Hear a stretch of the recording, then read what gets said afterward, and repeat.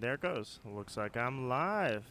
This time with a working mic right off the bat. So welcome, and hello to anybody who's watching this back. I am Nito Marquis here for the second day of the event because I caught nothing. Absolutely nothing last night. Yeah, I got skunked. My shiny luck in later generations is absolute trash. So today, I'm giving it another shot because tomorrow I'm probably not going to play, and that's when the event ends anyway, so, you know, yeah. Give you one of these while I check out the chat. We've got Hayden, my friend. What's up? How are you doing? Mega Dark Flames. Panos. Hello, hello. Let me get a swig of water. I'm already off at the dry mouth.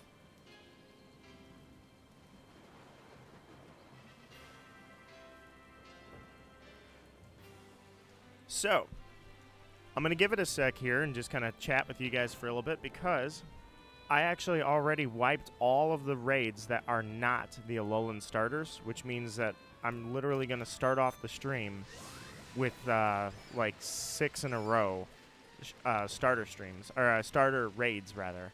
No, I was going to say that dude I thought I needed to... I check the shop every now and then whenever I see him, but that's not the Watts guy.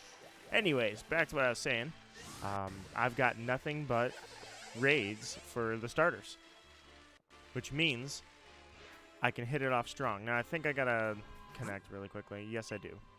So, with that said, I thought I'd give you guys a sec. If you guys want to jump in, feel free. I invite you to. In the meantime, how's everybody's Saturday? Talked yesterday, of course. Probably went till about 10 o'clock live and got skunked. So a few of you already know how everything's going for the Saturday anyways, because I literally just talked to you. But I figured I'd ask. And this time, I know the mic is working, so I don't need a... Well, I guess a sound check. Sound check, everything sound all right, guys?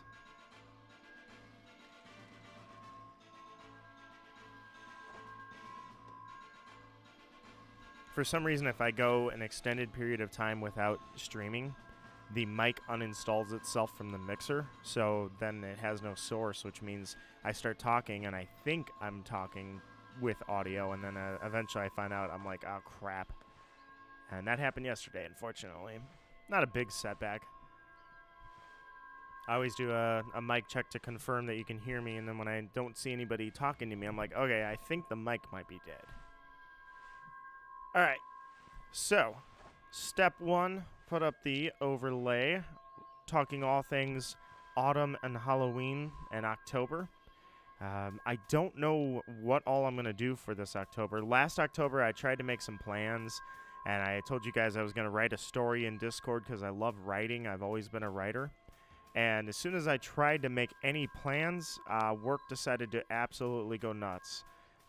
Supply chains are wrecked, and I've heard that like people are estimating supply chains are going to be wrecked for at least 5 years. So I don't know, but basically that's that's what happened at work. All of a sudden it's like, hey, all the stuff we use, we can't use anymore. So you got to redevelop all these products. We're all going to be busting our butts.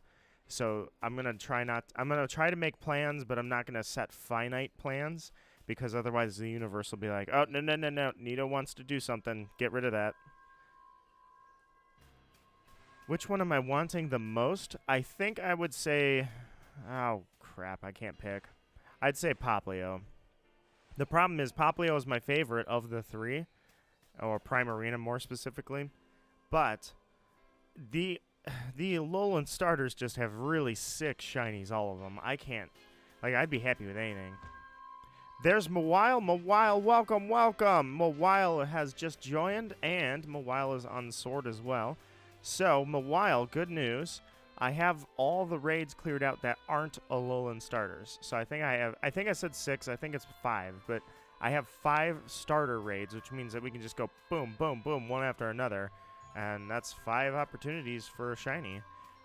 I still don't have a straight answer. I did look into it again. Some people say these events have better shiny rates, and some people say no, it's 1 in 4,096. I'm like, well, which one is it? You can't leave me hanging. Come on, guys. There's data miners everywhere. Somebody has got to have seen what the odds are. But, Hayden, you are also on sword? All right. Let's do this. I don't think I need a password, so I'm going to go ahead and open it up. Here's Rowlet.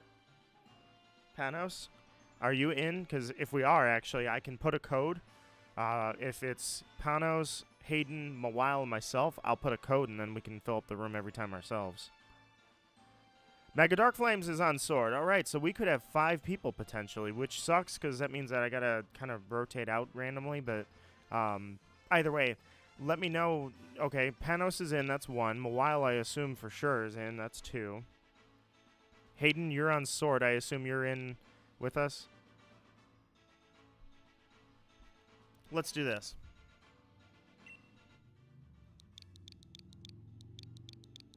You guys always know the code, 4545. Let's see who joins. We'll go with a code. And the reason I say we need a code is because it's a Rowlet raid. Even at 5 stars, I can solo it, which means whoever joins, joins. Normally, I don't use a code because it'll be like 1 or 2 people. But if we've got 3 or 4 people who can jump in, I can use a code and we can just all do it together. I should probably pick something that's actually going to be effective. There, birds and rocks. Spyros. I was wondering, Spyros, that's you, Panos. I saw your name earlier and I was like, I can't remember who Spyros is on YouTube, but I'm like, because I was going through my friends list and deleting some of the people that I've seen one time in 3 years. And I was like, Spyros, who is that? And it's you. I was like, dang it, I couldn't remember who it was. Chose the wrong Pokemon? It doesn't matter. You could be at a type disadvantage. It'll just take longer is all it is. We'll wipe them out. As it's just the starters, they're not strong enough for us to have to really select carefully. It's not like a Dynamax adventure where we have to think about typings. This one, you can just beat them down. If it were like Duraludon or Hydreigon, then no shiny on the first one. Then I'd be more concerned. Well, all right, that's good. It's the first one. It's the first encounter. We got nothing.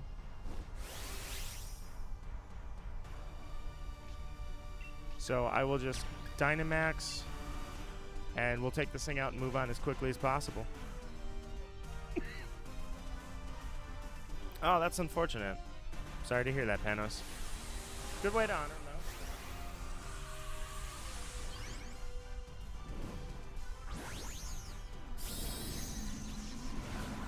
Swish the water around and try and get my mouth nice and wet because it keeps getting really, really dry. Like I said yesterday, I had a cough. I've had a cough now for like 17 days. Whatever I got sick with does not want to let me go, even though I'm not showing any more symptoms. I only had symptoms for maybe 5 days. Friend request received. I still have the scratchy throat, dry mouth cough, so bear with me. TJ, my friend, how are you? Welcome, welcome to the second day of the Alolan Starters Wild Area event. I gotta go back to the game. Oh, I'm sorry. Whoever just sent the friend request, I did not read the name. I apologize. I just clicked it so fast, and I didn't even realize I forgot to read the name. I apologize to you. It's Rowlet. Dude, Decidueye, never mind, not just Decidueye. I would say, how do I want to phrase this? Gen 6 and Gen 7 have incredibly awesome starters. And they were just so on their game in the design department for those 2 generations, it's insane.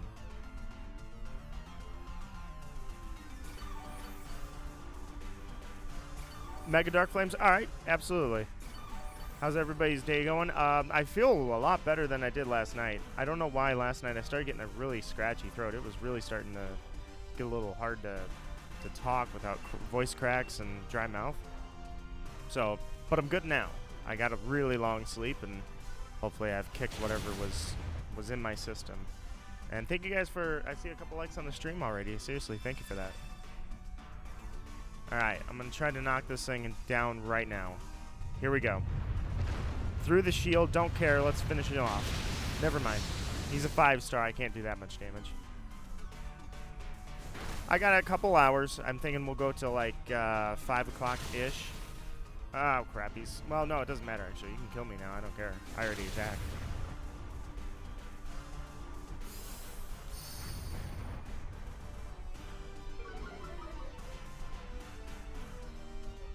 Got a work appraisal on Monday, so I'm anxious for that.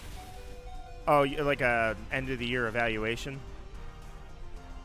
I was just talking to my boss about this, because my boss, if that's what it is, if it's a work evaluation, my boss is like, he's not even really my boss, he's more so my coworker, because all he does is decide what we need to work on, what we need to work on, and what priorities, like what projects have priority. But otherwise, he basically just, I don't even answer to him. It's just like I look for him for direction. And we were just talking about how work evaluations, like performance evaluations, it's a weird world we live in. Basically, we've gotten to the point where if you do get a work evaluation, which means an official end of the year or whatever, 1 year evaluation, 6-month evaluation, whatever it is, if your work, if your performance gets critiqued on paper with a meeting, that's a work evaluation. There's this business culture that has changed over the last decade or two. It's like, if you're under somebody, they have to tell you how you can improve. You cannot just say, you're doing a good job, end of story. I don't know if that's only for maybe salaried jobs. I'm going to fly. But there's this idea that, you know, if you do something in life, and it unfortunately comes down to money. I hate money so much. It ruins people. It ruins people. It doesn't matter. High, low, doesn't matter. You either got it or you don't, and people divide it. I freaking hate money. And if you've got the money, if you, let's say you start a YouTube channel and get super, super big. Oh, it's in the water. I got to go. Suddenly you don't answer to anybody. You've got the money, which means your performance reviewed for yourself. I mean, the society evaluates your performance as top tier. If you don't have the money, if you work for somebody else, they have to find something that you can improve on every single year. So it's like, basically, as long as you're working for somebody in a corporation, you have to have a target where you're going. And it's like, what is with that? How come somebody can't just do a good job anymore? The work culture has changed in a very negative way in that aspect. But I suppose as long as you get a pay increase with your evaluations, then what does it matter, right? But, alright, 45454545. I need to ask if I could change my pay as I'm taking more work. And that should not be something you should be afraid to ask. I'm always of the opinion that people should be paid fairly, and rarely are. So you go in there and you just have all the confidence in the world, because remember, you're not an asset, you're a value. Assets can be replaced with a little cash and a little time. You can replace any asset. You're not an asset, you're a value. Alright, let's rock this thing. 5 stars again. Rowlet, shine for us. Great balls of fire. Come on. Raven cast her spell of luck last night. Let's just say it's still in effect. And it's a bust. What Pokemon did I pick? I just went with Chandelure.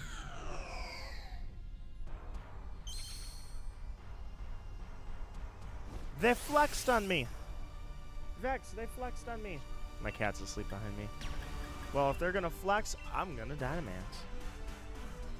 I used to not take the Dynamax. I used to let everybody else Dynamax, but it's just faster for these kind of raids. I mean, these are one, or I shouldn't say one. These are starters. They're stage 1 Pokemon. It's just faster to get the attacks off, beat them down in 1 or 2 turns, and move on to the next one. Come on, Rowlet. Rowlet's got one of the sickest shinies in all of Pokemon. I will say, I like Primarina too much to admit it, but if we're talking real talk here, I think it boils down to, my opinion is Decidueye has the best shiny form out of the three, and probably one of the top tier shiny designs in all of Pokemon. I like Primarina's design so much that I don't want to say that, but if we're admitting it here, I admit Incineroar, who I absolutely love that Pokemon now, Incineroar also has a really, really, really good looking shiny. But Decidueye, it just stands out so much. It's kind of like Sceptile. Sceptile's got a really, really stand out in your face. Holy crap, that looks amazing shiny.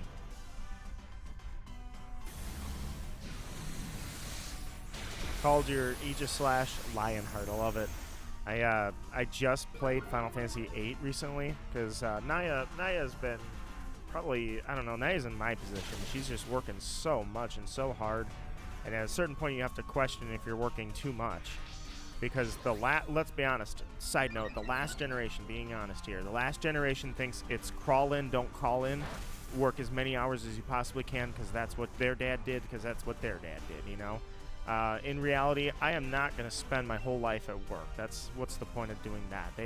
They'd can me in 2 seconds if I no longer presented a reason to stay, you know?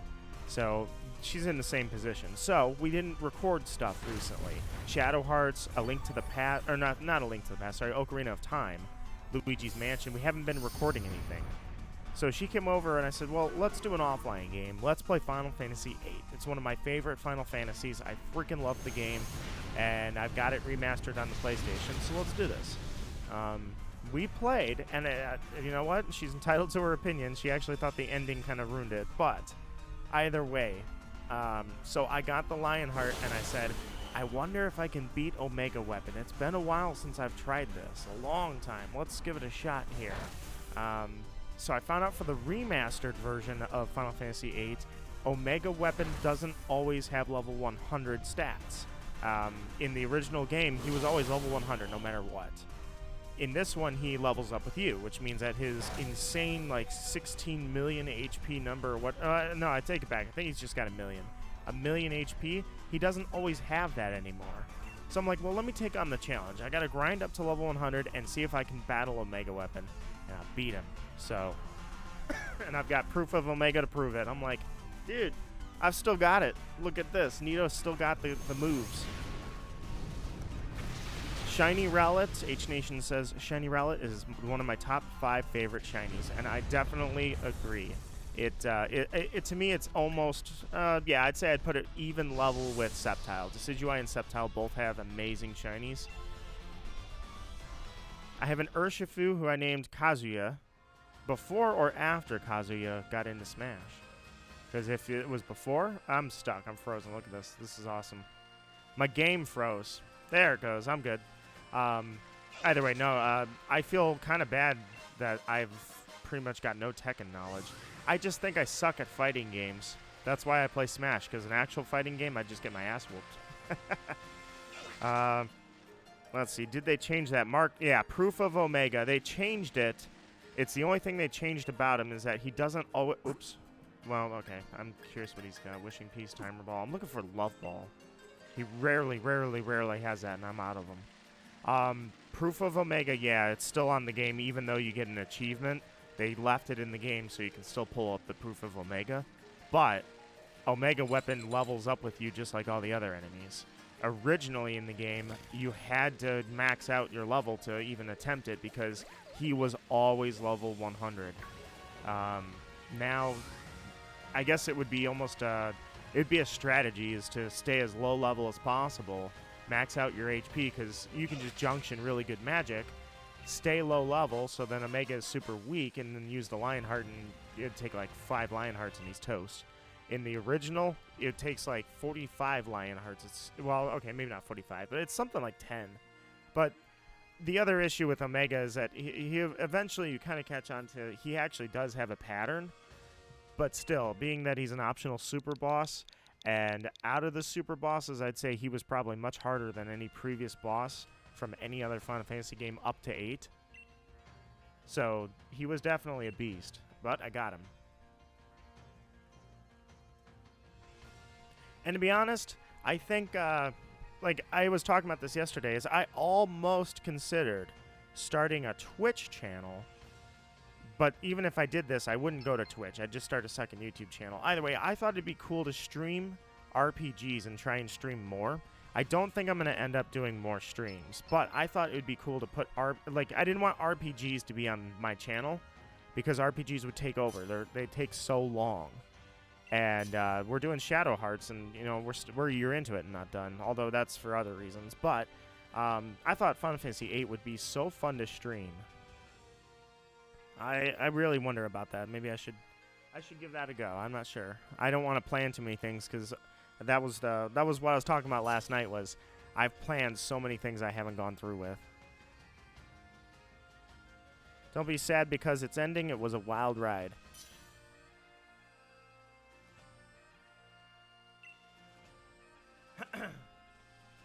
See, I can't decide, Panos. We've got 3 days until the final direct for Smash. However, Sakurai has already literally told us that when Nintendo calls, he answers.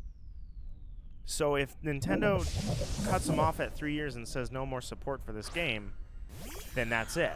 If Nintendo suddenly says a year after this, you know what, let's go ahead and we'll add another DLC set, you know, kind of like a fake out, then they'll do it. So even though he says this is the final character, Nintendo says this is the last character, technically they can change their mind anytime they want. Brilliant Diamond and Shining Pearl coming out soon. I am so happy that they're remaking Diamond and Pearl. I say the internet has been predicting that for like 8 years. I went back every year with a Google search, and I found some stupid YouTuber or media, gaming media, predicting that they have data that nobody else has that says we're getting a Diamond Pearl remake this year. Every year they've said that since 2015. This is finally the year, and I'm like, oh, here we go. Diamond, the game I spent more hours in than any other game in my life. I competed in VGC. I won VGC. I shiny hunted like crazy. I can't imagine going through this again. It's going to be a nostalgia trip and a half. Which is why I feel bad that I have not gotten started on my Pokemon Black Nuzlocke. I kept saying I'm going to play Black before Diamond and Pearl come out. I'm hoping... I'm really going to try. I got one more thing I need to do, and then I'm going to try and record Pokemon Black. I'd like to get that game done because I never played it. That was the point where I dipped out and said, I'll be back, Pokemon. And I've been holding off ever since. That Rowlet, it died. It exploded. There was a nuclear explosion that went off, and there was nothing left after it. I want to shiny hunt in Brilliant Diamond, Shining Pearl so bad. I hate to do this, but I think I might. Well, first, let me see where my raids are. Do I have no raids left? It should reset. I thought that was the last one. I might, when I get the game, rush through, because I know the story, so I've played that story a million times. Will I possibly Nuzlocke it for the heck of it? Maybe. But I think I might stream it, like, day one and see if that Poke Radar is in the game. And if it is, I'm catching shinies. Where are my raids? Where are my raids at? Raids? Uh-oh, we got a problem.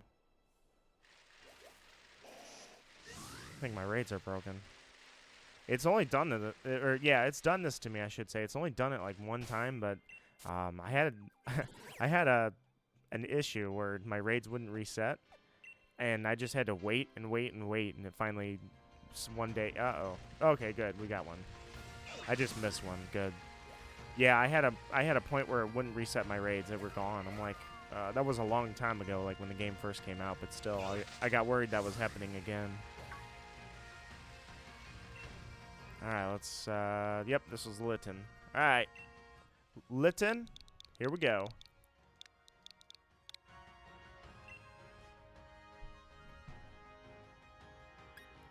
Invite others, and he's a 3-star, so I'm just going to lock in now because I don't need a type advantage. Be right back in 5 minutes. All right, my friend. But, I don't know. Diamond just, it holds a special place in my heart because that's the game I definitely had the most shinies on. Sapphire, I had a lot, but Diamond, I had almost the whole decks was shiny. It's amazing that I never kept them. I gave them to pretty much everybody I knew, and I mean, I only kept a handful of them. And unfortunately, that cartridge is no longer in existence, but that is now, by the way, with Crystal dying on me, I've now lost 3 cartridges full of shinies. I feel bad. But, alright. Looks like we're going. I'm going to give it... Oh, no, never mind. There's Hayden. Nice.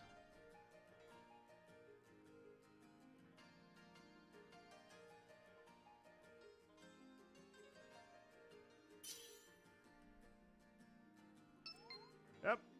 We got... I really want to know who Dog is. Because I'm pretty sure I know who Dog is. They're on my friends list. It's not Dog Coffee. But I don't know who it is. But they've been jumping in raids with us all night last night and then again today.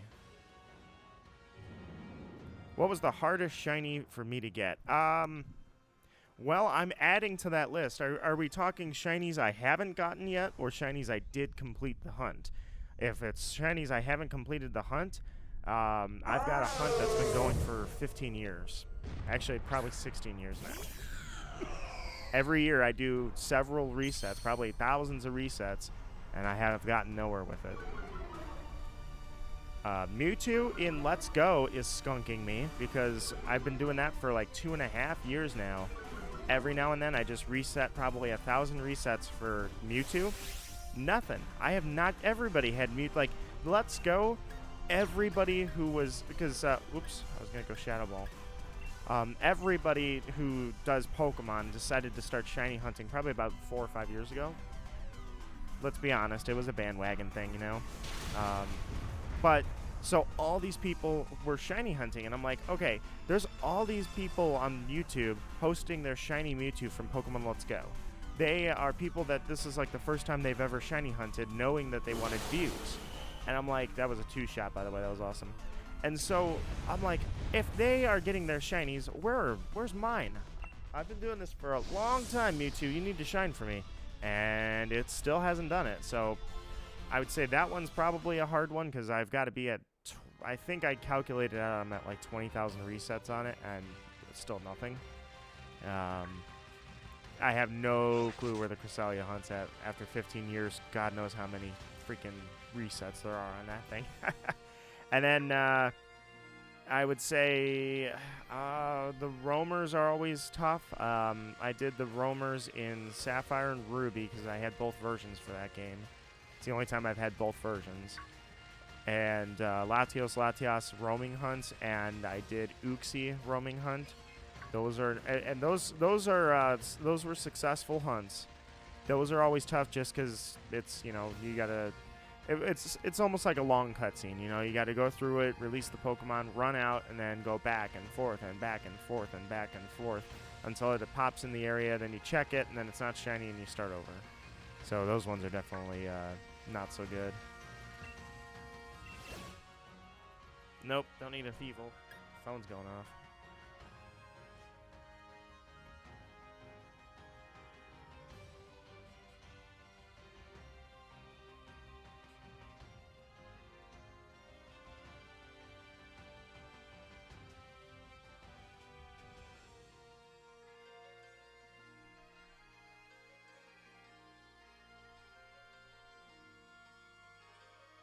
Okay. Mawile is back. Welcome back, Mawile. And Panos, you're also waiting on Mewtwo. Yeah, I did not think of all the hunts that, you know, I can't imagine. I know I don't shiny hunt a lot anymore, but out of all the games that were going to go multiple years for hunts, I didn't think it was going to be Let's Go, Sword, and Diamond. I mean, Diamond, I guess, but Sword and Let's Go, I thought Mewtwo was probably going to shine for me pretty early. I was feeling confident. It's based on nothing, by the way. I'm just saying I felt like it was like, oh, Mewtwo, I'm going to get that fast. And then that shiny Sinistea hunt, the authentic Sinistea, that one's in the toilet. Like, I'm never going to get that thing. I'll keep trying, but it's been like 2 years of hardcore going through and trying to find it. And nothing. Okay, I can't see through the snow. Where was... There we go. Where was that? It was right there. But it is kind of fun to hunt with you guys. Because at least I can talk. And, you know, usually when I'm hunting, I'm trying not to focus on only shiny hunting. Otherwise, it feels like my time is wasted looking for something. Frostmoth, don't need that. Looking for something that doesn't mean anything. So I'm like, I'll multitask.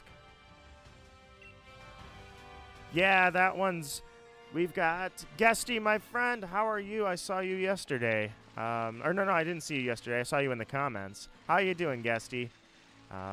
Sorry if the notification didn't go out yesterday. I don't know if you were caught up in that. I mean, I shouldn't say this. This is like 4 years going. A lot of people don't get the notifications on YouTube. So when I'm live, nobody gets notified, which that really helps. I already don't post a lot of stuff. Which I guess I'm not ashamed of it. It's just I feel like I should be posting. Oh, look at it. You know, Drapion's so tiny. I feel like I should be posting more stuff. Oh my god. What is this event over? All of a sudden I'm not getting anything. But either way, so as little as I post, the notification's not going out for what I do post. That's like, well, you're really helping out, YouTube. When will we get those shinies? I have no idea.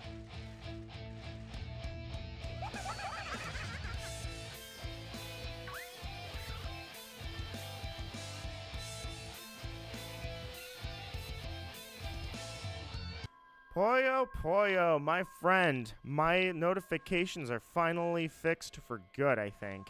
Welcome, and thank you so much for subscribing. I am truly honored, and look at that. The first Popplio. Poyo, you brought the Popplio. Let's do this.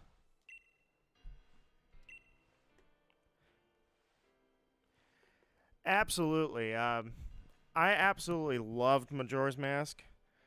So much so that now that it's coming to Switch Online, I told Naya, truthfully, not from just an analytical standpoint, but I mean, it kind of goes to this. We were going to play Ocarina of Time and Majora's Mask because she's never played them before as part of our series. I'm like, we need to get that going. Let me get some water. I told her we really need to get that series started and going because if we don't, then everybody's going to have the ability to play that game. And I have it on GameCube, which most people don't have. So I said, if we're going to record it, we need to get on that. Otherwise, there's going to be 5 million recordings of Ocarina of Time coming. But absolutely, Majora's Mask was between Ocarina and Majora. I've always preferred Majora. Now, cat out of the bag, my favorite Zelda game of all time is Twilight Princess. But that said, I haven't played Breath of the Wild yet. I have had that game sitting in plastic for like 4 years now. The idea was Naya and I were going to get through all the Zelda games, or the main Zelda games, and then we would play Breath of the Wild together. That's still the plan, it's just we're dragging our feet so bad on it. The shiny Zacian Zamazenta are now officially in Japan. I saw someone that was Japanese using a shiny Zacian earlier. Nope, we got skunked again. Oh well.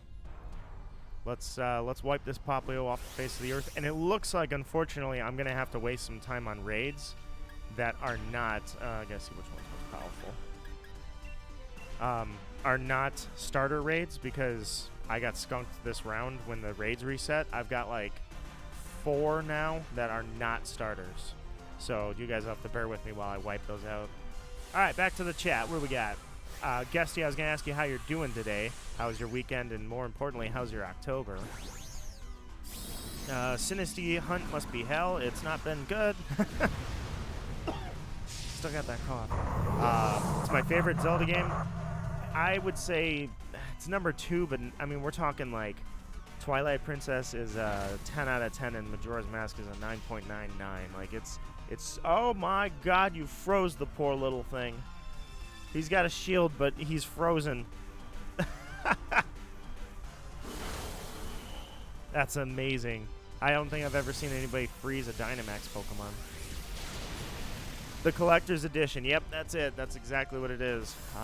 That's the game that we're going to play, is I have the collector's edition. Supposedly, I did not know this, there was actually a Wind Waker game that came out that included Master Quest. I didn't know that. That's something I kind of feel like I want to get my hands on. My October is sus, but September was horrible. I'm sorry your September sucked. I hope your October gets a lot better. And Spooktober.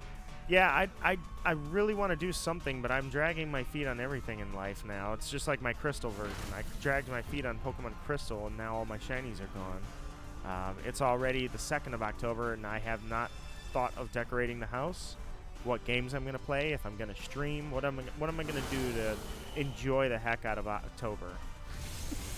Haven't decided, and I'm already dragging my feet, so need to get on that.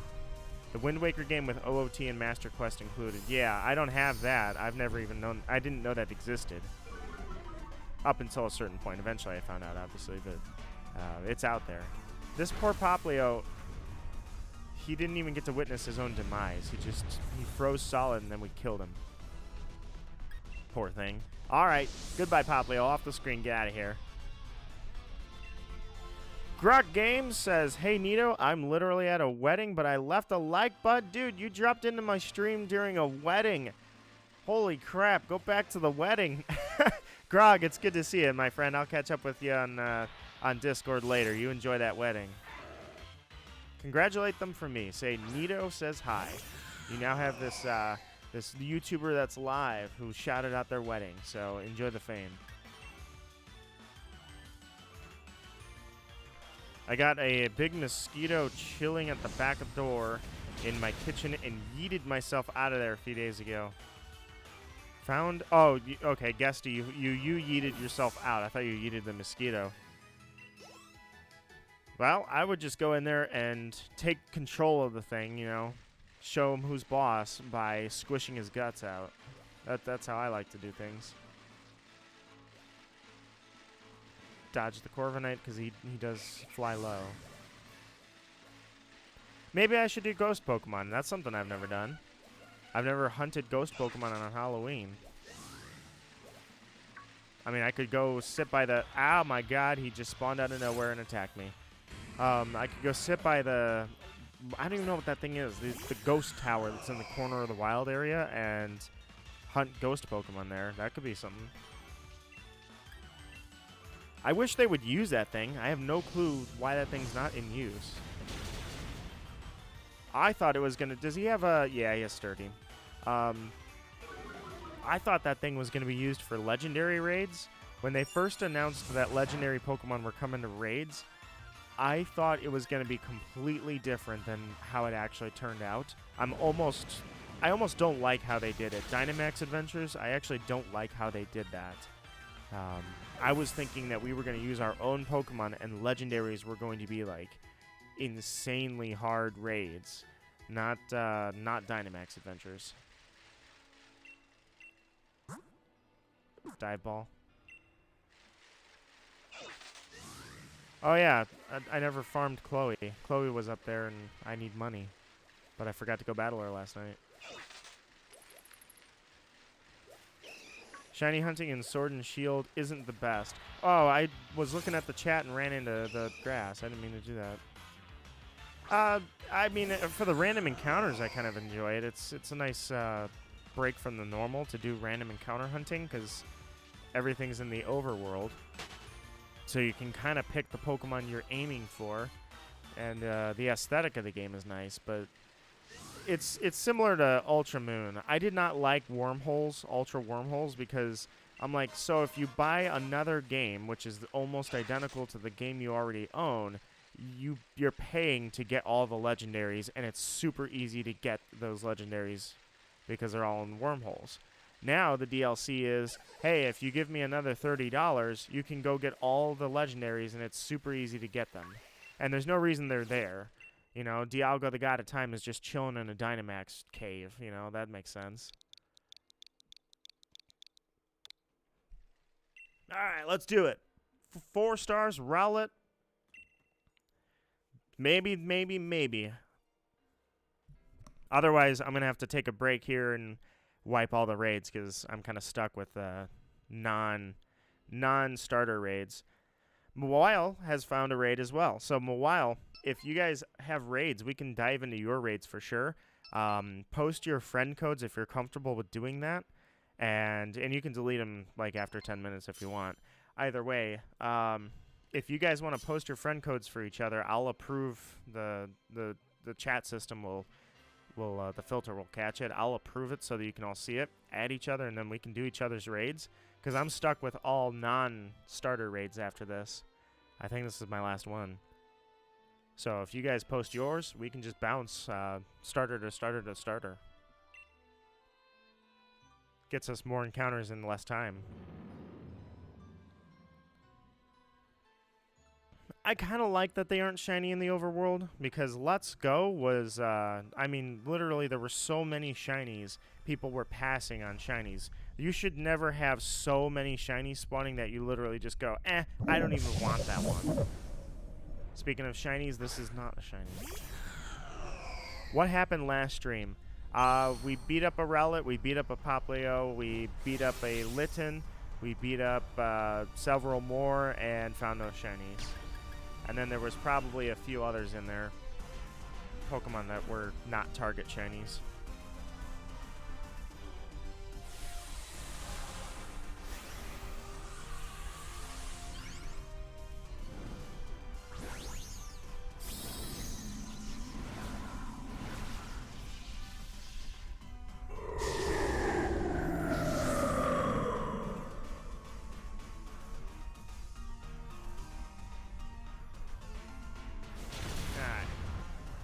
Had a text. Rowlet still looks adorable. He does. He is absolutely adorable, and we're gonna kick him in the face. It's kind of sad. Have you guys all seen the Pokemon Sun and Moon anime, by chance? I bet there are gonna be a lot of events this month in Pokemon. I feel like there should be, because obviously we've got Diamond and Pearl coming really, really soon.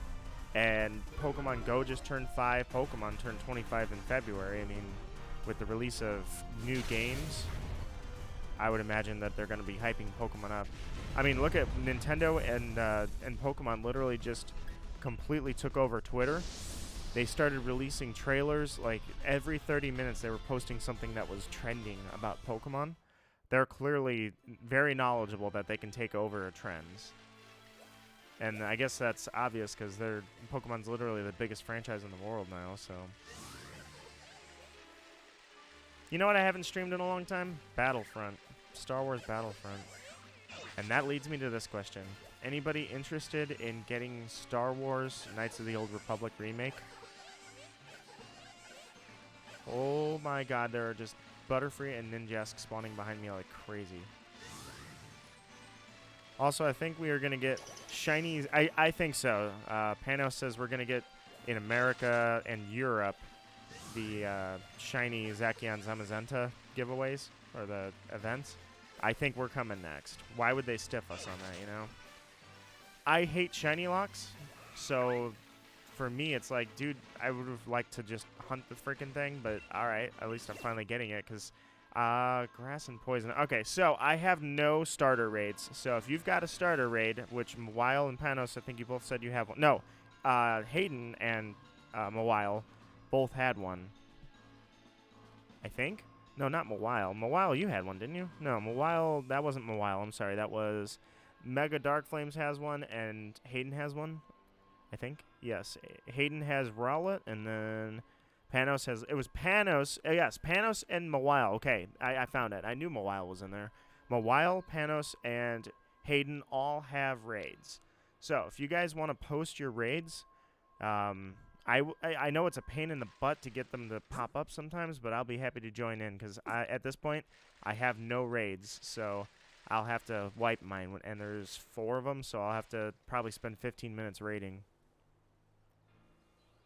Otherwise, if you don't, I'll jump into a raid, wipe it, and move on.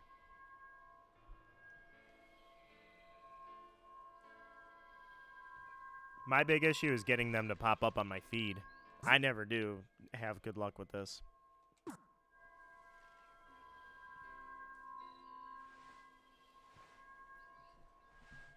Zacian and Zamazenta to me, like out of this game, and this is not bashing this game so much, it's just to me the legendaries in this game were quite underwhelming. I thought Zacian and Zamazenta were nothing special for being legendaries. However, Eternatus is one of the coolest designs I've ever seen. So it helped make up for that, but then the way that they presented Eternatus ruined it. And I mean, I can't believe that I'm the one saying this, but I guess I would have preferred that they presented Eternatus like they presented Ultra Necrozma. And I know I say that because Ultra Necrozma wiped the hell out of me, but I feel like Eternatus deserved that, you know? Eternatus was such a dangerous Pokemon that in the anime they actually said it had to be locked away. That's how dangerous it was. Is they sealed the Pokeball, and then they stuck it in a safe, and then they put that safe somewhere that I can't remember in a lab. So if a Pokemon is supposed to be that powerful, why was it pretty much a free win? Like, you had to... Actually, it's a bigger challenge to try and throw that fight, because the first thing you have to do is take out Zacian and Zamazenta yourself. Then you have to turn and take out everything that Hop had, and then you have to just let yourself get wiped. And yeah, there is no shiny Eternatus. Poison types always have awesome shinies, so I would have definitely shiny hunted Eternatus, but that was not an option. Alright, you guys posting raids. Let me see if I can get them to pop up.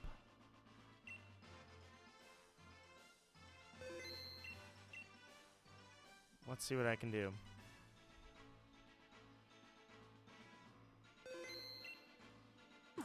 Oops. I mixed these two buttons up way too much. X and Y. It's ridiculous. Alright, let's see if we've got... What we got here? I don't see your raids, unfortunately. I'm going to go refill my water glass while you guys add each other. And then hopefully I can get this list to update.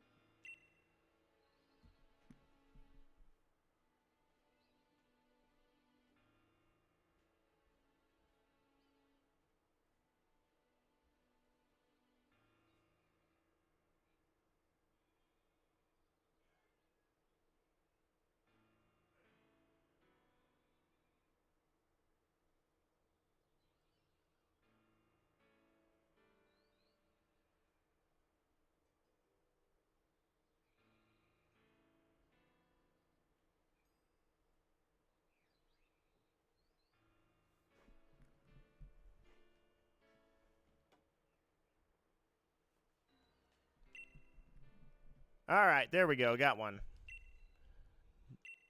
Jumping in. Panos, found your raid.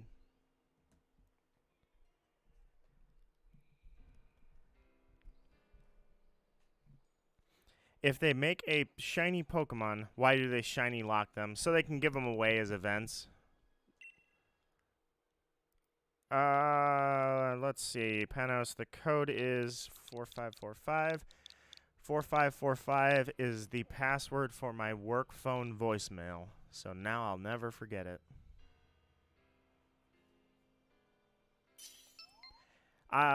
You know what? Actually, let me switch Pokemon here. I should probably at least attempt to have a water type. He's 5 stars. Waylord, you're large and in charge. Let's go, buddy. You were asking earlier what are some of the hardest shiny hunts I had. Come to think of it, I would say Lugia. Pokemon Silver version. Now, at the time, I want to say Crystal was already out. I had seen online that you could soft reset your legendaries. And this was 2002, 2001, something like that. So I'm using super weird, like, GameFAQs, I think, was the website I first saw this. And then eventually I remember joining a Envision Free. And this is, if you guys remember what Envision Free websites are, that means you're as old as I am. I joined a shiny hunting Envision Free website, a Z24 Envision Free website. No shiny this time. And so the rumor was you could shiny hunt by soft resetting until the legendary is shiny. There were a lot of people saying that does not exist. That is not a thing. So I could not decide. I saw people posting and they're like, yes, I swear it is true. Look, here are my shinies. This is a real thing. You can soft reset and get a shiny. And there were a ton of people saying that is not true. That is hacked. You're going to waste your time if you do this because the shiny odds, well, some people were saying legendaries can't be shiny. Then some people were saying, no, the shiny odds of a legendary, they're determined when you first start your save file. So when you first start the game, that's when it's determined. And I'm like, I really, really, really, really, really want a shiny Lugia. At this point, the only shinies I had were I had a random Dragonair I found completely by accident very shortly after Red Gyarados. So it was really my first legit shiny was I was fishing in the Dragon's Den in Silver and found a pink Dragonair.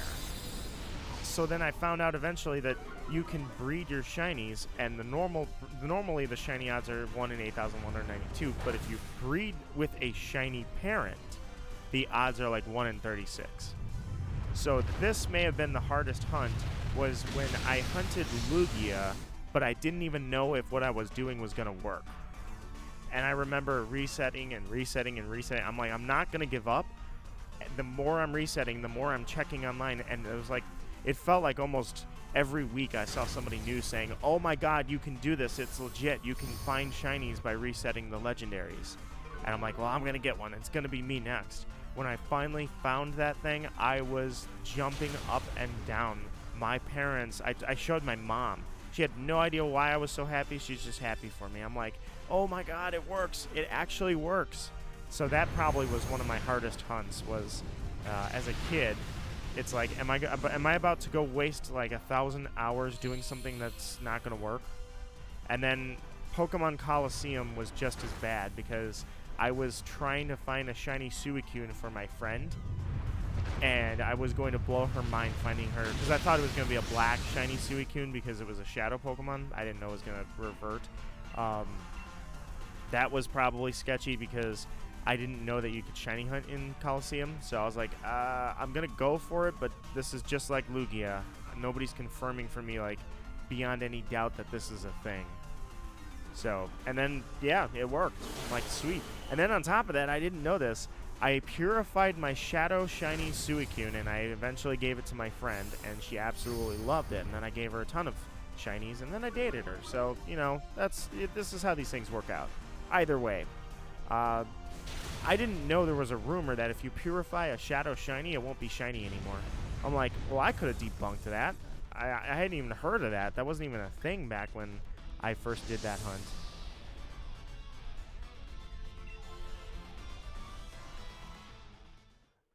Arctovish shiny looks cool. I've got a Dracovish. I don't have a. I never actually did the fossil Pokemon in this game, outside of Dracovish. Sheer determination. That's where it's at. Does anyone know Deltarune Chapter 2? Asks Guesty. I know. I don't even know Deltarune. Let's try this again. Deltarune Chapter 1, because I've only done one total playthrough of Undertale. Oh, I thought I saw yours pop up. All right. Yeah, I saw yours. It's right there, Jonathan. We are doing Mega Dark Flame next. Where is... I guess I'm going to have to reset it. Nope, it's right there. We're good. All right, Rowlet. Shine for us. But yeah, that's definitely the scariest. The scariest hunts are the ones that I don't know if they could be done. I probably will never have that happen again, because now I would imagine that I will never hunt something that no one knows if it can be shiny. Like, everybody tells you already see if there's a shiny lock, data miners already know it. So I'll probably never be in that position again. But that was definitely the sketchiest moments, is hunting something you don't know that can be shiny.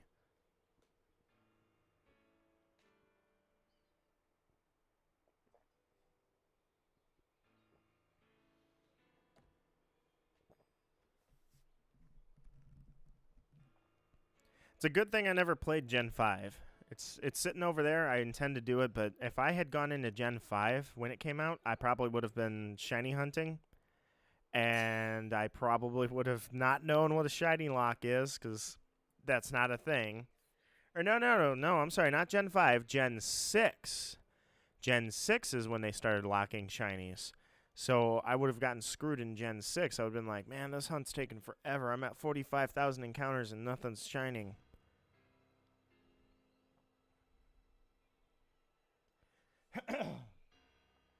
Quickly runs away or explodes. The important thing there is to be ready for it. My standard party always include... Well, the quickly runs away thing is not a problem, or at least it never used to be. Let's say, and I'm pretty sure I did this with Latias. If you find a shiny roaming Latias and it runs away, now that you saw it, its stats are all determined forever. It doesn't re-roll that every time you encounter it. It rolls it for the first time. So, basically, you have to re-release it, and this is where the RNG people can manipulate it, because you can actually time where you're at on the shiny frames. But I digress. The shininess of a roamer is determined at the point that it spawns, so when you release it into the world. So if you release Latias and then you see a golden Latias and then it's gone, you just find it again. It's still shiny.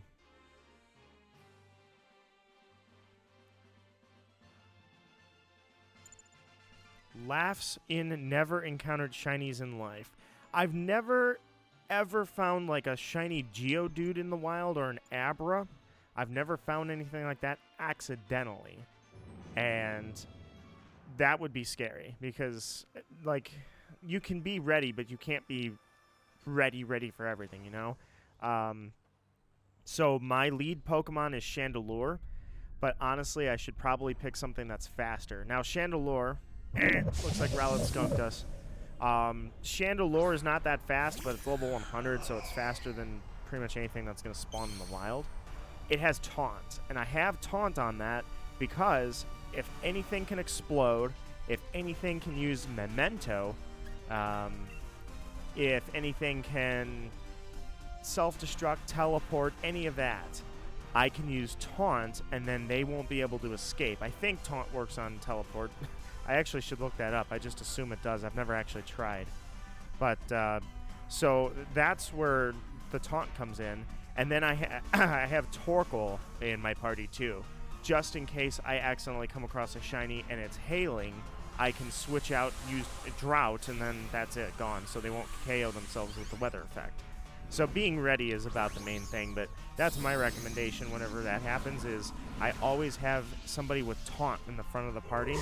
That way you cover all of your bases of teleport, self-destruct, Memento, all of that, because you use Taunt now, they're screwed. So, the only thing that won't work on is Shiny Smeargle. I have a Shiny Smeargle in Diamond, and I found it by accident. And yes, that was like, oh crap, how am I going to do this? Because I've got 5 moves. Sketch, and then 3 struggles, and that's it, and he's toast. And he stayed in on the first ball, so I'm like, whoa, I could have lost that one easily.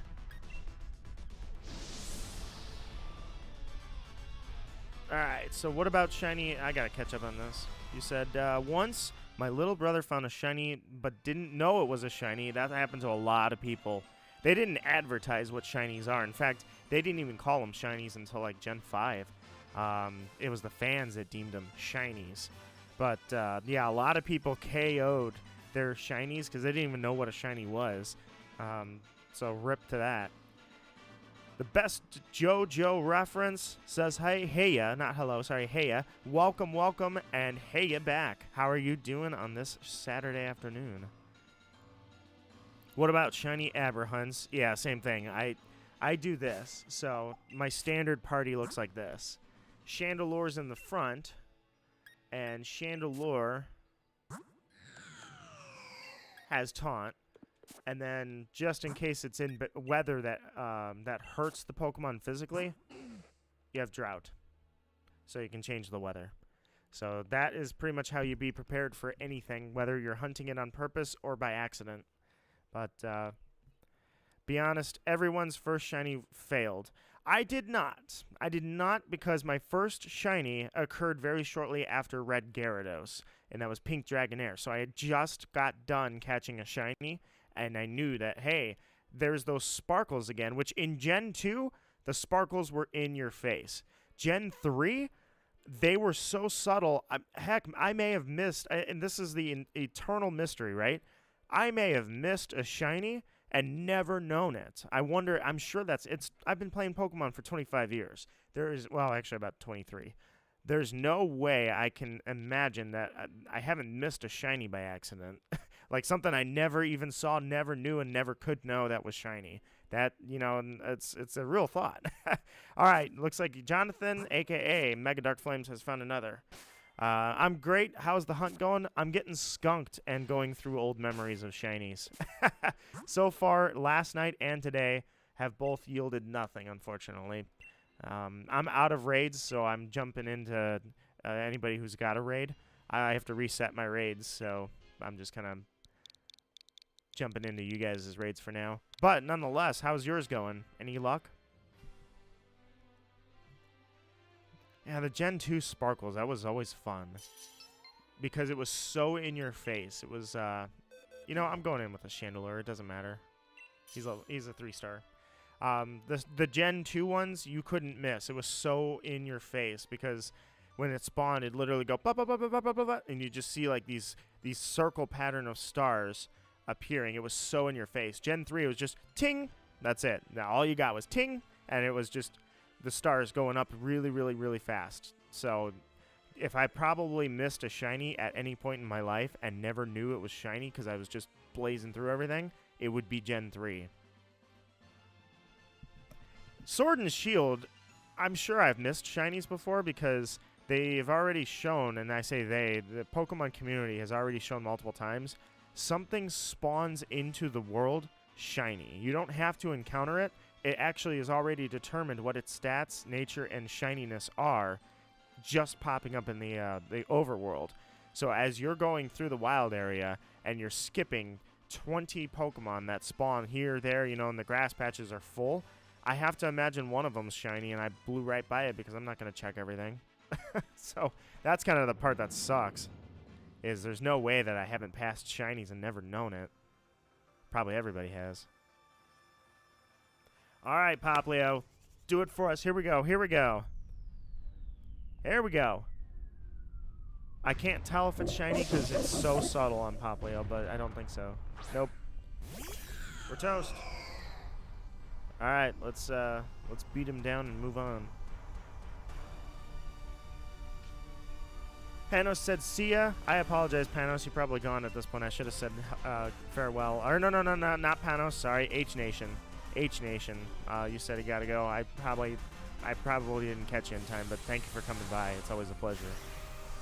I'm using my favorite shiny Galarian Pokemon, Slowking. I do love that Slowking used the Psychic Poison typing. I absolutely love that. I think they darken the screen and make it shiny in future games, which helps. Darken the screen and make it shiny. Well, I haven't hunted in Gen 6 or 5, 6, or 7. I haven't played 5 or 6. Those were the games I skipped. And when I came back to Pokemon, I haven't done anything in 7 because 8 was coming out very shortly after. Well, actually, no, Let's Go was coming out very shortly after that. Yeah, no, not you, Panos. Sorry, it was H Nation. My bad.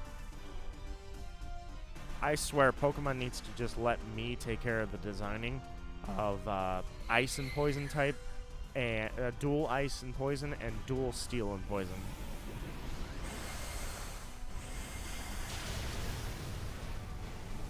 I thought Meltan, when they first debuted Meltan, right? Meltan was debuted in such a cool way. No one knew what it was. They did not say anything. It just started spawning. And eventually they confirmed it was Meltan. I thought Meltan, being a liquid metal, like a mercury-looking corrosive metal that eats other metals away, I thought, oh my god, it's happening. We've got a steel poison type coming. Meltan was just steel. So I thought, okay, when it evolves, it's going to be poison steel. This is going to be so awesome. It's going to be the first poison steel type. I can feel it. Instead of evolving into something that corrodes away its opponent, melts their steel with poison using corrosion, it just gets really big and punches them in the face. So I was like, okay, well, Meltan's not the one then. So since Melmetal just is big and punches you in the face, I guess it's going to have to be something else. But it just seemed like that was the perfect Pokemon. So let me, Pokemon, just give me a call and tell me when you're ready. I'll get an artist, and I'll tell them how to make my design, and I will take care of Ice Poison as well as Steel Poison. I'll take care of both of those for you.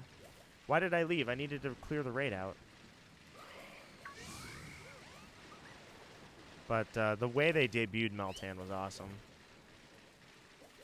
It's kind of why I honestly hate Pokemon YouTubers. They were starting really, really sick, wild rumors. Wasn't there a raid here? Either way, Meltan was plagued with, I guess, I don't know, I guess, let me go into Dog's raid. I don't know who this is, but I knew at some point. Is there a code? I want to see. There's a code, so it's, I don't know. Dog's not in this chat then. I don't know who this is. But yet somehow I know who they are.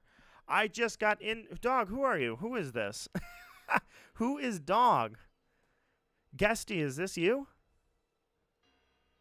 I have to know who this is. Clearly, I know who Dog is. It's not Dog Coffee, but that's the only person I know with the username Dog.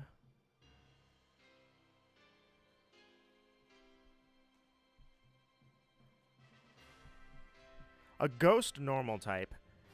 I think that would be an awesome one. I was talking about this sometime, right?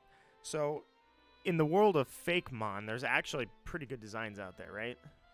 And sometimes those people are. I like fake designs. I'm like, oh wow, somebody came up with a really cool fake Pokemon. Sometimes they say, well, I'm actually making better Pokemon than the real company. I'm like, no, you're not. But either way. I don't know if anybody's ever done this, but I figure a normal and ghost type straight up would be like Danny Phantom. And what I mean by that is like it would be a normal looking Pokemon, almost humanoid. Nope, sorry Dog, we got skunked. I know you're out there. And yet it would have ghost attributes to it. I'm like, oh dude, this would be so cool. We've totally got to make this happen. Do you have a concept for ice poison Pokemon? Let me go with that. That sounds super neat, and I love ice types. Well, poison is my absolute favorite typing. So I figure, look at my overlay, right? The ooze that I've got going on here. I figure that a poison ice type would be a either corrosive or toxic poison that has frozen at room temperature, if you will, all right? So you would literally have like this purple or greenish cyan-colored, probably purple, Pokemon that is very liquid-like except frozen. So it's now a solid. So it looks, instead of frozen water as an ice type, it literally looks like a frozen poison. Not as a liquid material like Melmetal is. It'd just be more like... I'm not really sure, actually. I'm not sure what it would be. Because, like, Suicune, you know? Suicune or I'm trying to think of something. A Glaceon. Glaceon, you know, it's an ice type, but it doesn't look like frozen water. It's a dog. But either way, I figure it would be like a straight up like a monster, you know? It'd be something really trippy looking. Something real cool. What about the Thing reference? The Thing. Oh, wait, let me look it up. I've heard of the Thing. I just don't know much about it. Alright, well, we got Skunk Dog. I know you're out there, but unfortunately, power to you. We did not make it with the shiny. The Thing. Yes. The Thing. Oh, there's actually two versions. Remote. Yeah, yeah. That's it. Exactly it. The Thing. That would be a perfect version. That monster movie. But, well, I guess it got remade, too. Steel Poison, I really thought Melmetal was on the way to that. That's kind of what I was thinking was liquid metal that literally corrodes away other metal. So it would be a steel poison type with the ability corrosion, so it could poison other steel types. And I was thinking it would be like a liquid metal, like Meltan. So that idea is kind of off the chart now, or off the board. Because it's done. It's Meltan. He already exists, except they didn't make him poison type. So making another liquid metal Pokemon would be kind of odd. But they could do it. I still would do it.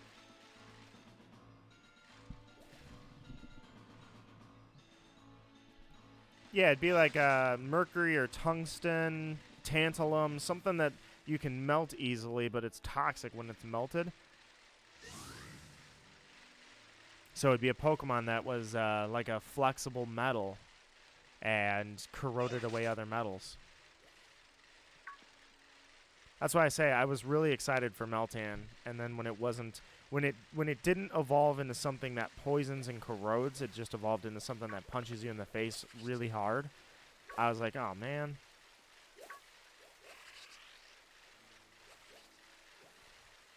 I almost felt like Meltan was another... It was like they were getting into this habit of making Pokemon like Buzzwole. Buzzwole is absolutely awesome. I love Buzzwole. And so I felt like, you know, that super muscly fighting type that they were making him, I felt like they were doing that with Meltan as well. He's not a fighting type, but... Well, yeah, Melmetal's not a fighting type. No, he's just a steel type. But still, they were making this, like, ogre, you know? That's the only way I can think to put it.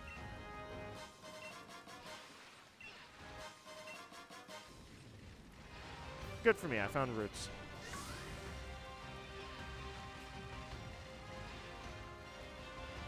Dodge, dodge, dodge. I do kind of like, though, Legends Arceus. It's like the game I've been waiting my whole life for, but I didn't know it. I absolutely love that they're adding new Pokemon into the game. I don't think anybody thought that was coming, because how could you do that? It doesn't make any sense. They're gone. And it proposed to me this scenario. I'm going to go ahead and invite anybody that wants to jump in. I've got to take this raid out. Do I have any fairy types? Can't even think of any fairy moves I've got. Let's try fairy. I will give you the idea in a sec here. Okay.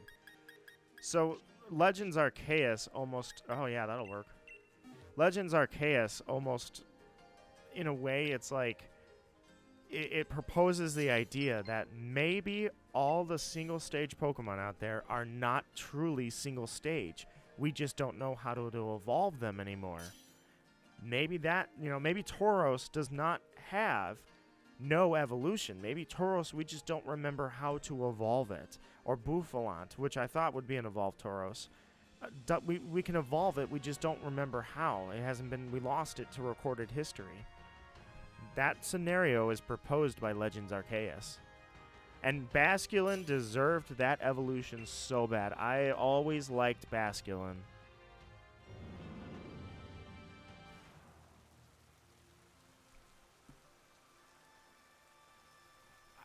Real, I think? Real, I'm going to call your username Real?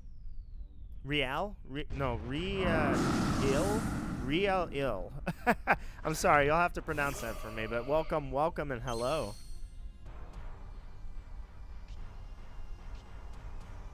Alright, I gotta get this Thievul out of here, because I think there's only one more raid after this, actually.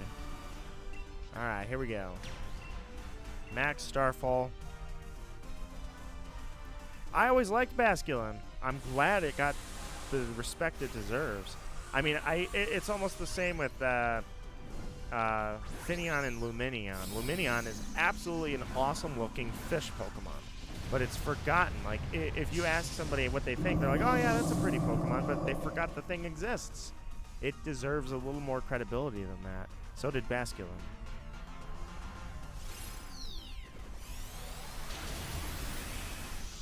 Oh, that was a good hit.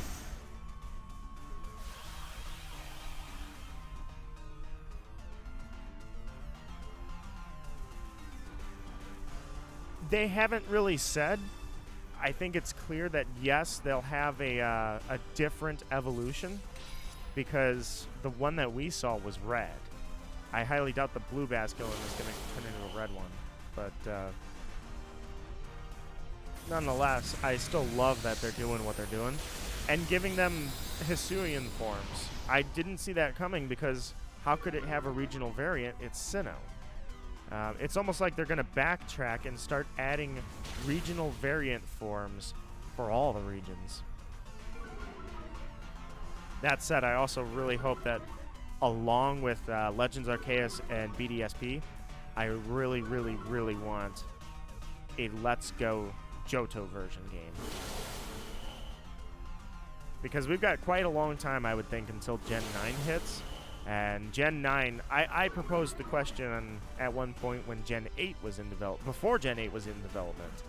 I said, do you think Gen 8 is going to have 1,000 Pokemon? Are we going to hit 1,000 Pokemon? To do it, we had to add like 190. For sure, the next game, we're going to hit the big 1K. And before we do that, I think we should totally go back to Let's Go.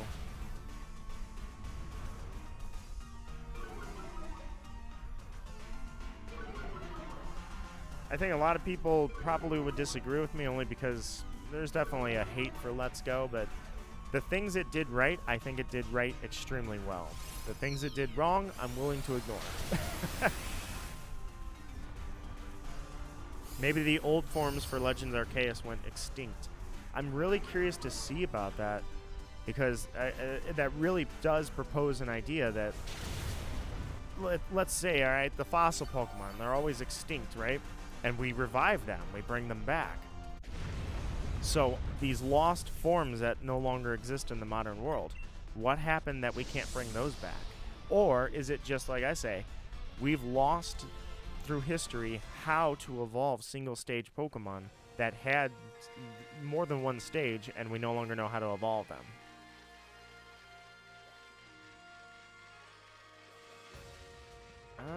Huh.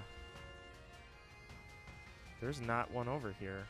So apparently I missed it. It must have been back at the start over here.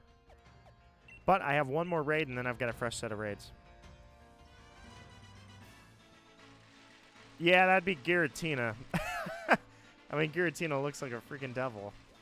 I don't know if they'll ever do that, but it would be cool. I mean, they're serious. I mean, I'd put it this way: they're not strangers to super bosses. That's what Ultra Necrozma was, basically a Pokemon super boss. That's the same idea. They could totally make a devil, like a devil evil Pokemon, and make it a super boss. I'm really hoping that the Aether Flute, like, so my ideas on Arceus, where are my raids? My ideas on what they're going to do with Legends Arceus, I think Arceus is not going to be there to save us. I think it's going to be a vehement, angry god, and you're going to have to battle it. The Aether Flute, I feel like, is going to be like not as a sealing method, but like a last break open in an extreme emergency only situation. Like, the Aether Flute is going to be something that was not intended to be used, because Arceus is not exactly a fan of everybody.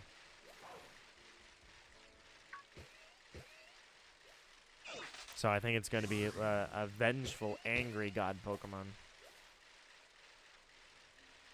It'd also be kind of cool to battle a god physically like that. That'd be really awesome. Arceus doesn't have much story to it besides the Arceus movie. Yeah, I think they are going to elaborate that story that we've wanted for so long. I hope, anyways. Giratina misrepresented as a devil. Yeah, it's really more of a alternative. It's not a devil. It's not a counterpart.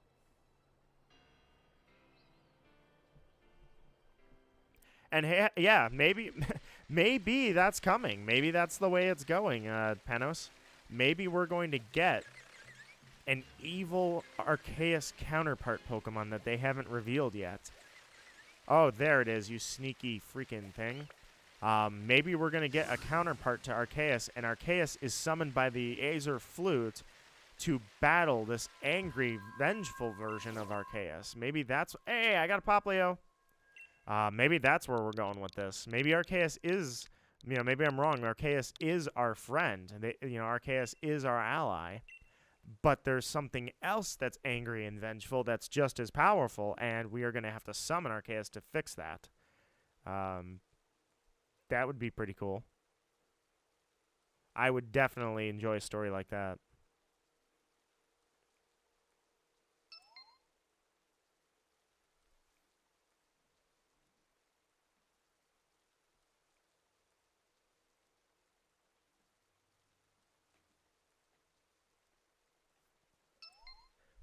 Plus, it would kind of be the first time that we had like an opposition, if you will, in the legendaries. Arceus has always sort of been grouped. What did I just do? No, okay. I thought I hit back out. I was like, no. Yeah, I don't want Chandelure, do I?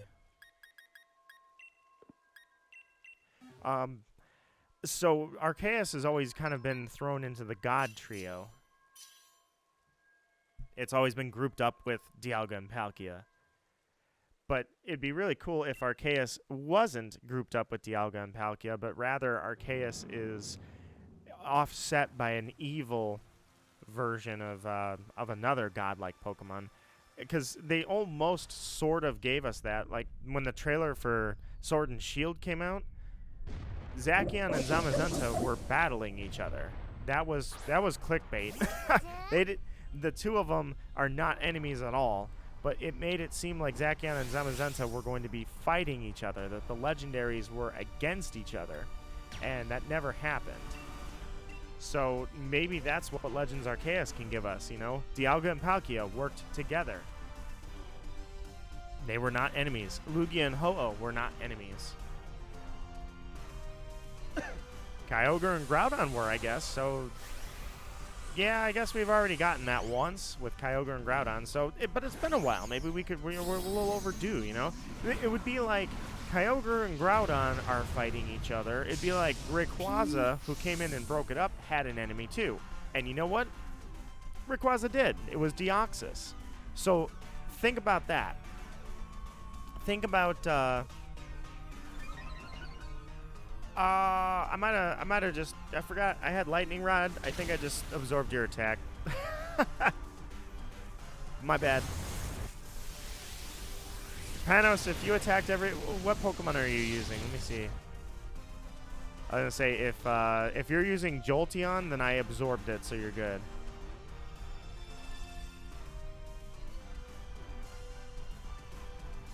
Real, you are from Mexico. Well, hello from the States. Not too far from you, but I'm actually on the Canada border, so I'm as far away from you as I can get in the States. But nonetheless, hello, and welcome.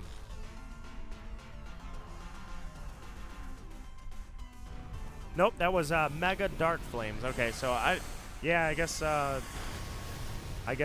Panos, you just, oh yeah, I forgot you're using Melmetal. You just wrecked us, man. This is on you. Popplio, you sing. You just smacked us all up. But, so, yeah, I think that's with the Legends Arceus exactly where I think it should go. Kyogre and Groudon were rivals not in Sapphire Ruby, but in Emerald. So let's go with the Emerald line, right? So Kyogre and Groudon had Rayquaza to break them up, if you will. Rayquaza's offset was Deoxys. Deoxys was an unexpected enemy to Rayquaza. Let's do that. I hope that's where it goes now. I'm changing my whole premise. I hope that's where it's going, is Arceus has an unexpected enemy of equal strength, like Rayquaza did. Except Rayquaza hacked and used its Mega Evolution without a stone and murdered Deoxys. But in this case, we're not going to have that. We're going to have Arceus is going to unexpectedly have an opponent, and you're going to have to team up with Arceus to take it down. Let's go with that. And that's a plausible thing. I really think that's plausible. That's probably a very plausible scenario.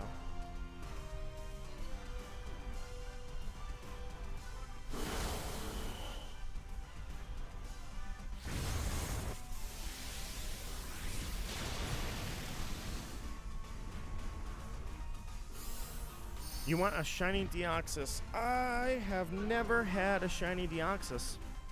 I have definitely never had one because I never played Alpha Sapphire Omega Ruby, which I believe you can catch Deoxys. And here's the one I didn't expect to have to say. I never played Emerald. I actually never owned Emerald, and the reason was is I already had Ruby and Sapphire. So even my parents were like, well, you have Ruby and Sapphire, which was an accident anyways. Why would we get you Emerald? You'll have to earn it.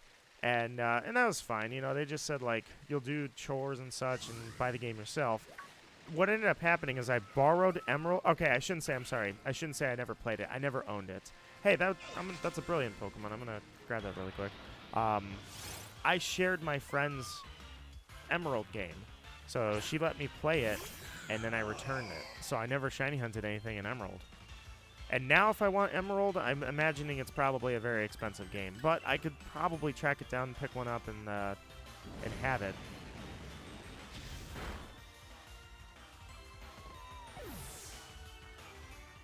Do I want a Popplio shiny? Oh, absolutely. I'm hunting all three of them.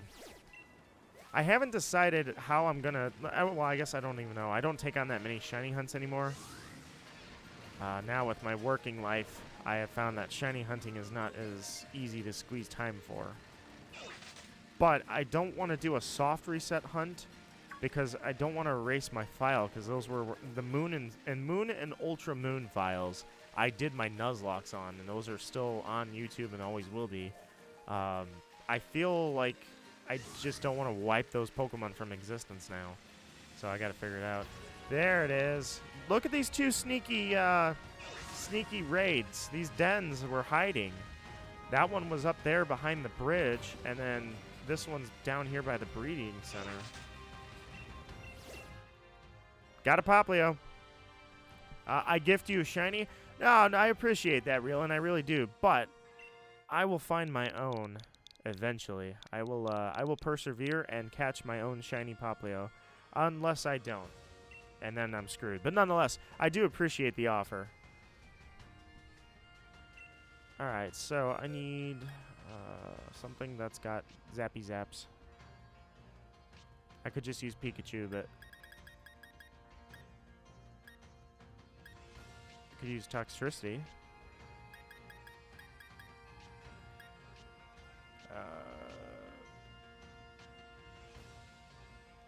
Yeah, let's go with Toxtricity. Alright, ready to go. 5-star Popplio. Wonder if Arceus will get... Well, I'm sorry. The best JoJo reference says, I wonder if Arceus will get some sort of really cool-looking primal form. I would imagine they're all going to get some really cool primal forms.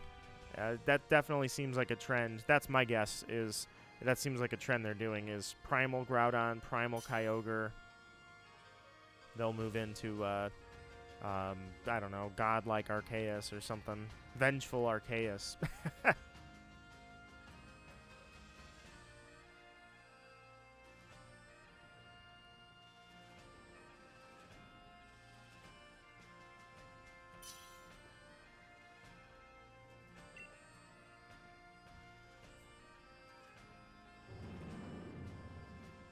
I feel like Zarude as a Pokemon Panos is forgotten.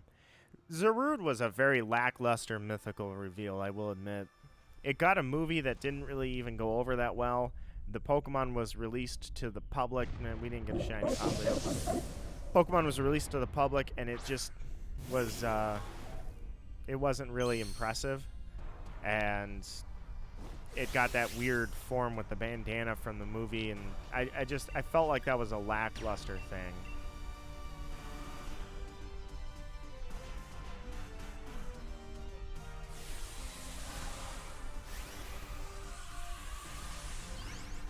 Called him Flagra? Who's that? Your Venusaur. No, you can use weak Pokemon. These, I mean, even 5-star starters, we can take them down pretty easily.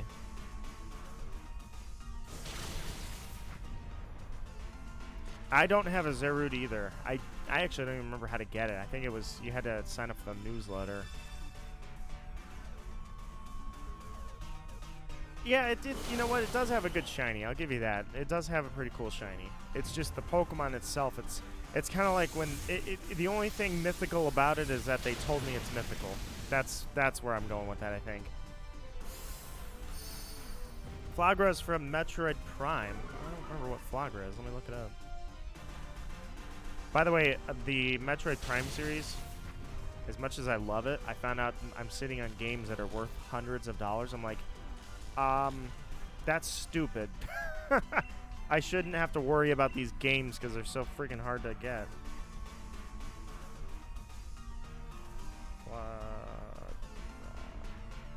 Anybody picking up Dread next week? Dread is such a badass game. I already know it's going to be a fantastic game. I can't wait to play it. I do not remember this thing at all. This wasn't the final boss, was it?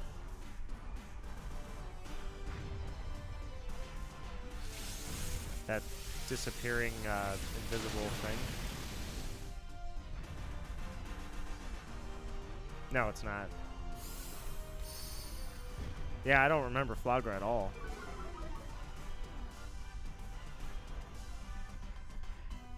Yeah, Mega. That's the problem with the route I have. Is it feels like it's special because they told me it's special. They told me it was mythical, and that makes it special. And I'm like, okay, I guess I just accept that. Almost like Marshadow. I really do like Marshadow's design, but it feels, I don't know if it just doesn't feel very mythical. Why is this raid still here? Did it reset in the same spot? It did. That's hilarious. I've never had that happen. Charge a bug? Nope, not yet. We'll take that on later.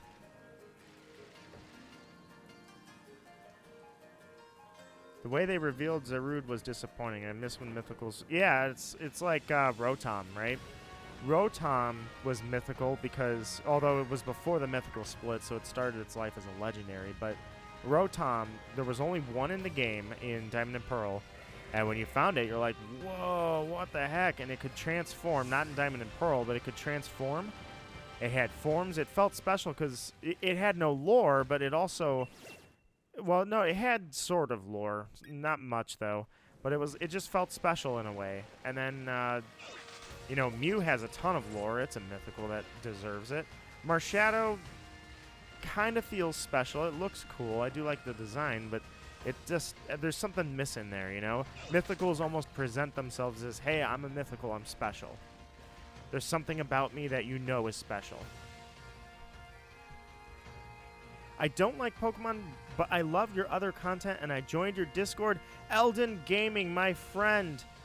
Thank you so much for joining the Discord. It is, I am absolutely humbled that even though you don't like Pokemon, which is kind of the majority of my content, that you still like my content, and I seriously appreciate that. I sometimes feel like I gotta give you a roll here. I see you joined Discord. Let me give you a roll. But I sometimes feel like I just don't post enough, you know? And I never meant to post a lot, but I feel like I committed to other content like Fire Emblem, and I have yet to really commit to it enough to routinely post in a way that's not like you're waiting 5 months for something. Shadow Hearts is my biggest failure on that part. Members! Alright, sorry, I'm doing this by phone. I should have just done this on the computer. I'm looking for the one who does not have a role. That is you. JB3. You now have a role and can talk in Discord. Welcome, my friend. Alright. Mega has a Rowlet. We're gonna go with that. I'm down for that. Alright, reload, seeking. Lurkers out there, I hope you're enjoying the show, because we're getting skunked every time we go for this, but I always speak to the lurkers, because you may not have a voice, but I can still talk to you. Sorry about the cough, by the way, everybody. I also coded a moderation bot. Very nice, very nice. Mod for Discord, I would assume, a moderation bot. Oh yeah, I'm good to go. Had to check what Pokemon. But, yeah, it's, I don't mean to make everything. I never wanted to make everything Pokemon based. But even now, like, it's like the Pokemon Nuzlocke. I meant to do playthroughs. I wanted to do playthroughs of that thing. And here I am, a year after, actually over a year after I said I'm going to do Pokemon Black. I haven't done it. I intended a Fire Emblem Three Houses playthrough. There's multiple endings, so I thought I could do a whole playthrough on YouTube. Haven't started that. Zelda, Shadow Hearts, these are all things that I'm trying to work towards. Nope. Oh well. Keep on going. The Discord link is posted in the YouTube chat there. It's pinned. I just picked up my phone like I was gonna battle with my phone. That's not how that works. Well, either way, Elden, what kind of... I would assume Elden... Well, yeah, I guess I don't know what I can assume. What kind of games are you into?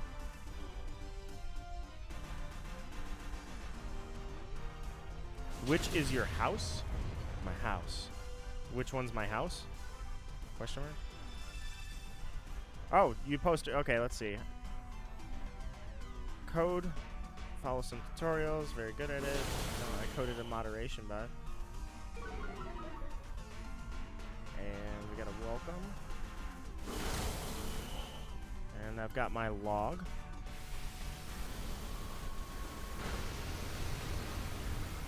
All right.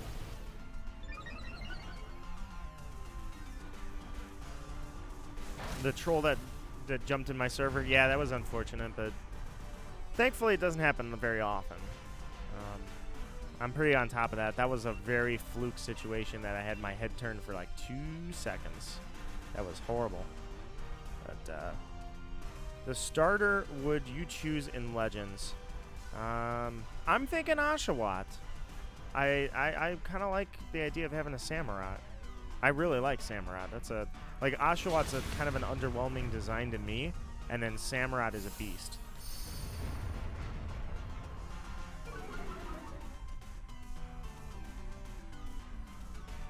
What? Yeah.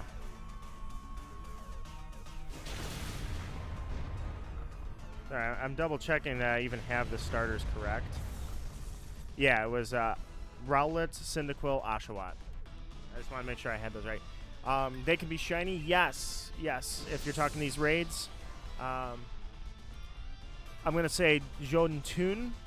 Well, I'll call you Bane. Bane, welcome to the stream, my friend Bane. These can be shiny, but obviously we are getting some bad luck so far. Yeah, I'm thinking Oshawott's gonna be my pick. Oshawott gang, let's go! Yeah, JoJo reference.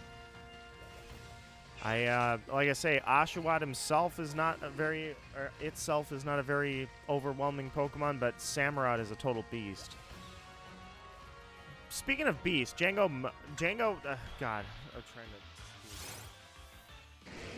to. Oh, well, okay, I'm sorry. Como-O is who I'm encountering. I was gonna say Jango-Mo or Jang-Mo. God, I can't say that Pokemon's name to save my life.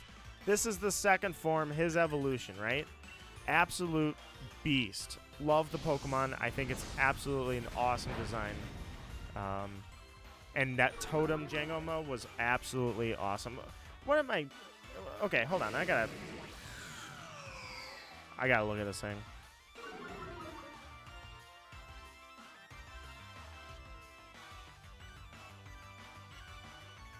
I'm not saying it right because I can't remember its name clearly. Oh, that's why, because Nito's an idiot. He's getting the names backwards. I thought this was the second stage. I'm an idiot. This is the final stage. I'm just thinking of the Totem one that was absolutely gigantic. Como-O is the final evolution. I'm sorry, this is the final evolution. I'm an idiot. It was Jang-Mo-O is the first stage. I thought Jang-Mo-O was the final stage, and for some reason I was looking at this guy and thinking he was the second stage based on his name Como-O. He's got bulletproof. That's hilarious. I did not know that. And I am a ghost, so you can't hit me. So what was that exchange? Anyways, Como-O is an absolute awesome design. Love it to death. And that totem battle was intense. And I didn't think I would like totem battles. But you know what? When I was in the moment playing that game, totem battles were awesome. I guess it's somewhat like raids. I thought raids were lame. I was like, oh, we're doing this? Raids? I kind of hate that this is in Sword and Shield. And then when I raid with you guys, yeah, it's pretty fun, actually. I still think it's a design that I'm not a fan of, but I have fun doing it. Popplio, up. Let's do it.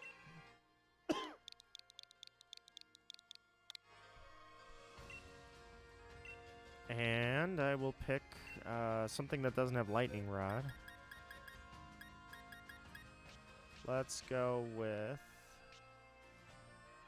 Jolteon. That'll work. Yeah, Jangmo-O, and then Hakomo-O, and then Como-O. But just the idea of the fighting dragon that they came up with is such a sick design. I love it. That's why I say Gen 7 is going to be one of my favorites, I think. When we're on Gen 23 and I'm looking back at my life and I'm like, what were my favorite Pokemon games? I feel like Gen 7 is going to be right up there at the top. The designs were really cool. I really did actually enjoy the island trials. I thought it was a really very tasteful break from gyms. And the idea that we got the first league ever in Alola. It was just a really cool game. I think age is going to improve the outlook on that game tremendously. Z moves, I wasn't a fan, but that didn't ruin the game. I just don't use them. Plus, battling's got to get a little more sophisticated, I guess. I come from old school battling. When I competed in VGC, everything was plain. You had an item, you had strategies. Now you've got forms, you've got Z moves, Dynamaxing, Gigantamaxing, Mega Evolution. Not all in the same game, unless I guess you're playing Pokemon Showdown, but certainly I've never battled with this much complexity before. So I understand it's got to go forward. They have to continue to add stuff. Who knows what the next one's going to be. Since I'm already taking a collective crap on every major Pokemon YouTuber, because they're all full of crap, they started rumors that were harmful to the business. They made money slandering Pokemon and got away with it. And that was called Armored Evolution. There were so many rumors. I didn't watch any of the videos, but I kept hearing people talking about this rumor of Armored Evolution. And thankfully, that wasn't what happened. I guess we got Dynamaxing instead, but again, those people make money off of lying. But the reason I bring that up is Digimon does armored Digi-Evolution, and I feel like that it's a plausible thing. Pokemon's got to keep adding on and adding on and adding on. So I don't know where we're going from here, but that Armored Evolution rumor, maybe that's going to be true someday. I hope not. It's awesome in Digimon. I don't want that to come to Pokemon.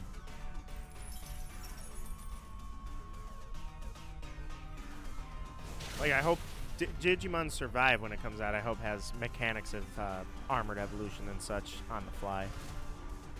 Unfortunately, Survive has been struggling for development, but I'm certainly there on day one to buy Digimon Survive. If any of you guys are... Yeah, sounds like Digimon, exactly. If you guys are Digimon fans or have maybe tossed the idea around of Digimon, Digimon's biggest problem is the designs are much more complex than Pokemon. Sometimes they're hard to remember, and sometimes the names are really hard to remember. But what I will give you this is there are 2 games for the PlayStation 4. They might be on Xbox as well, I'm not sure. They're called Cyber Sleuth and Cyber Sleuth Hacker's Memory. If you have maybe tossed the idea around at any point of wanting to play a Digimon game, those are perfect for you. They are really cool games. I think you would enjoy them, and I recommend them 100%. Digimon is alive and well. A Drive is the biggest Pokemon clickbaiter ever. Well, thankfully for me, I don't know any of the... Oh, I've got a cat coming up. I got a cat. He's coming around the corner. It's Floofiness himself. He's going to come give me cuddles. I don't know any of the major YouTubers. I refuse to watch them, only because why should I give my time to somebody that's making profit off me? For feeding me lies, by the way. Their whole entire living, they partner themselves with brands, hey buddy, and they spout lies, and they're allowed to profit off of it and make a living off of it. I ain't supporting that. I'm gonna support small YouTubers that actually make fun stuff that I can interact with.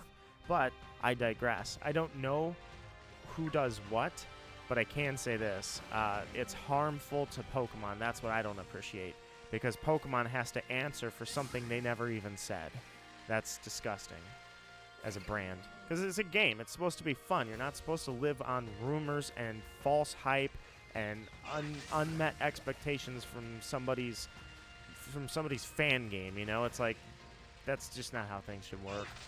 But I know, buddy. I'm not paying attention to you. I'm playing this game. You guys should see how fluffy my cat is. He's so fluffy. He's so adorable. Yeah, you are. But anyway, I've always been a Digimon fan. I don't advertise it as much as Pokemon, obviously, but certainly if you guys... oh, I didn't notice Mega Dark Flames. You joined the Discord. I'm going to give you a roll in a sec here. I've got a Litten. I'll open up the Litten. Are you stretching over the floor, buddy? You want belly rubs? I should have a kitty cam. All right. Mega Dark Flames, you joined the Discord. I will give you a roll. Alright, I'm going to head out and play some PMD. Good luck on your hunts. Jojo, thank you so much for coming by. Seriously, I hope you enjoyed your time here. You're welcome back anytime you want. Hopefully you always find yourself in good company. I need to give you a roll, which on the phone it's so much harder on the Discord app on the computer. It's just 2 clicks, buddy. Yeah. He's just a black cat. I don't know what his, I think he might be part Maine Coon. And the reason we think that is, the cats out of his litter, they're all like 13 and 14 pounds. So, he's a big cat. Now, they tell you that's slightly above average, but, he shows a lot of Maine Coon. Maine Coon cats are pretty bulky. They look like little lions when they're long-furred. He looks like a little baby lion. So that's what I'm thinking he is. The vet that I go to somewhat agrees. She's not convinced for some reason, though. She thinks that like he's a big cat. Oh, they both are. Both the cats are. There were 5 cats in the litter. They're big cats. But she's like, oh, yeah, they're just a little above average. Most people's cats are 7 to 8 pounds. Yours are 13 pounds. She's like, that's just a little above average. I'm like, no, that's a lot above average. This is a huge cat.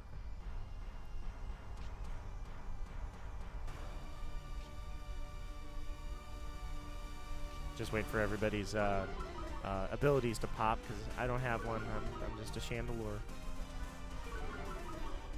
He's known for causing drama. Yeah, I'm not even going to go through all of it. All I can tell you is that's how I view all of these YouTubers that live on rumors and such. It's just... put it this way. This isn't just them. It's all of influencers. If you guys... I'm only going to go on a small rant because I've been on this rant enough. I am very anti-influencer. And what I mean by that is not people can't influence me. I'm not saying that. I'm saying when someone lives on the title influencer, they are likely basically influencing your life for profit. And we, the people who are not, we're the followers of these accounts, which I don't follow any big accounts, but the people that follow them, they're the ones that give them the power of influence. They don't even know that. They hang on every word of what a big streamer, big YouTuber, celebrity actor, whatever. And they shouldn't have influence, but they do. That's why the term is influencer. And for me, that is a very, very harmful thing to do, is act as an influencer. It means that for some reason people listen to you, and they shouldn't. They should all have independent thought and judge everything you say just as well as your neighbor, you know, or some dude at the grocery store. But instead, people hang on every word they say.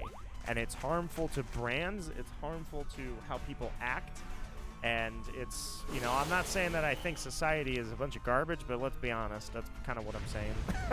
I think we live in a world that is, it's smudged with false influence, and the people who give the advice are usually the ones that are the last ones that should give advice are usually the first ones people listen to, and it doesn't make sense in my mind. That is how I feel about that. I just want to play some Pokemon with some cool people. And I thought that's what streaming was all about. Now it's about how can you get more donos, and how can you get people to drop bombs, and how can you put up things on your screen to make like stream bosses to make people donate. And it's like, is that really truly what you want to be? Is somebody who says you're appreciative of all the viewers and constantly thanking people, but realistically you're just trying to figure out how to up your profits every month? That ain't how streaming is. So yep, that's it. Never sell out. I'll never sell out. I can tell you what my profits on YouTube have been.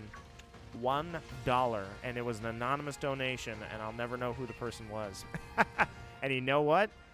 That mentality, oh, it's the charger bug, I don't want this. That mentality right there is why I'm so happy to play on stream, is because I'm like, you know what? There are so many people that would have already given up. They would have said, oh, I'm not making money, I'm not doing this anymore. I'm like, psh, making memories.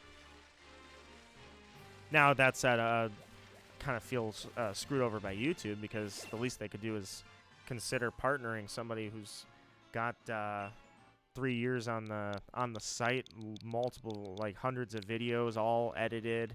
They're playing ads on it, and I don't get anything, so I'm like, got nothing. All right, Rowlet, here we go. Are you gonna shine for us? Because I said I was going to 5 o'clock, and we're getting close to that. You need to sparkle. I need some pling pling. You know, I need some sparkle sparkle shiny shiny pling pling. Let me get the good stuff. How can I donate? Well, I would not donate just because I made that little speech there. But you can. It's always in the description.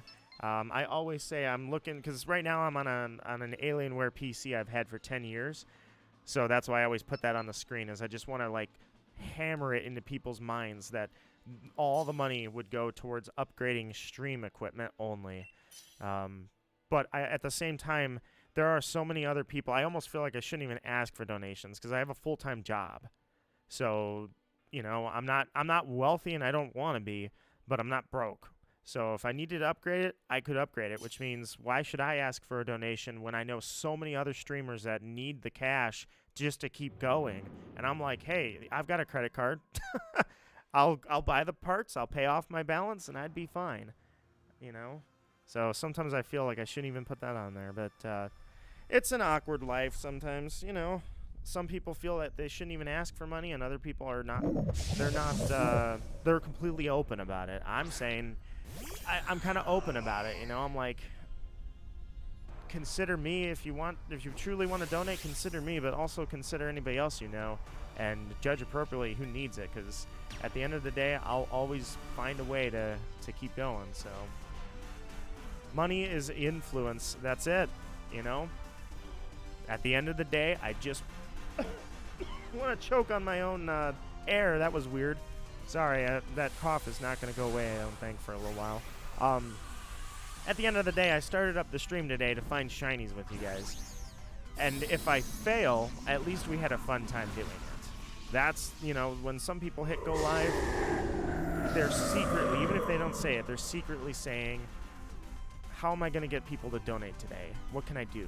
What can I do to be original so people will see me, and how can I get new viewers? And I'm like, what I want is, how am I going to get this damn thing to shine so that we can all walk away with a shiny Rowlet today? And the answer is just keep hammering away at raids, one after another. We're not going to stop. Just keep going and going and going. So that's my goal, is how do we get this thing to shine? I know, buddy. My cat's like, I don't know, I think he's bored. I think he wants me to play with him. Yesterday, he was, when I was streaming last night, he jumped up onto the mic and actually pulled it away from my face. I was like, whoa! I thought it was going to tip over. I'm like, no, don't do that. But you're a little calmer today, aren't you? 'Cause we played ball after I was done streaming. I threw the ball, and he's a fetch cat. He brings it back to me.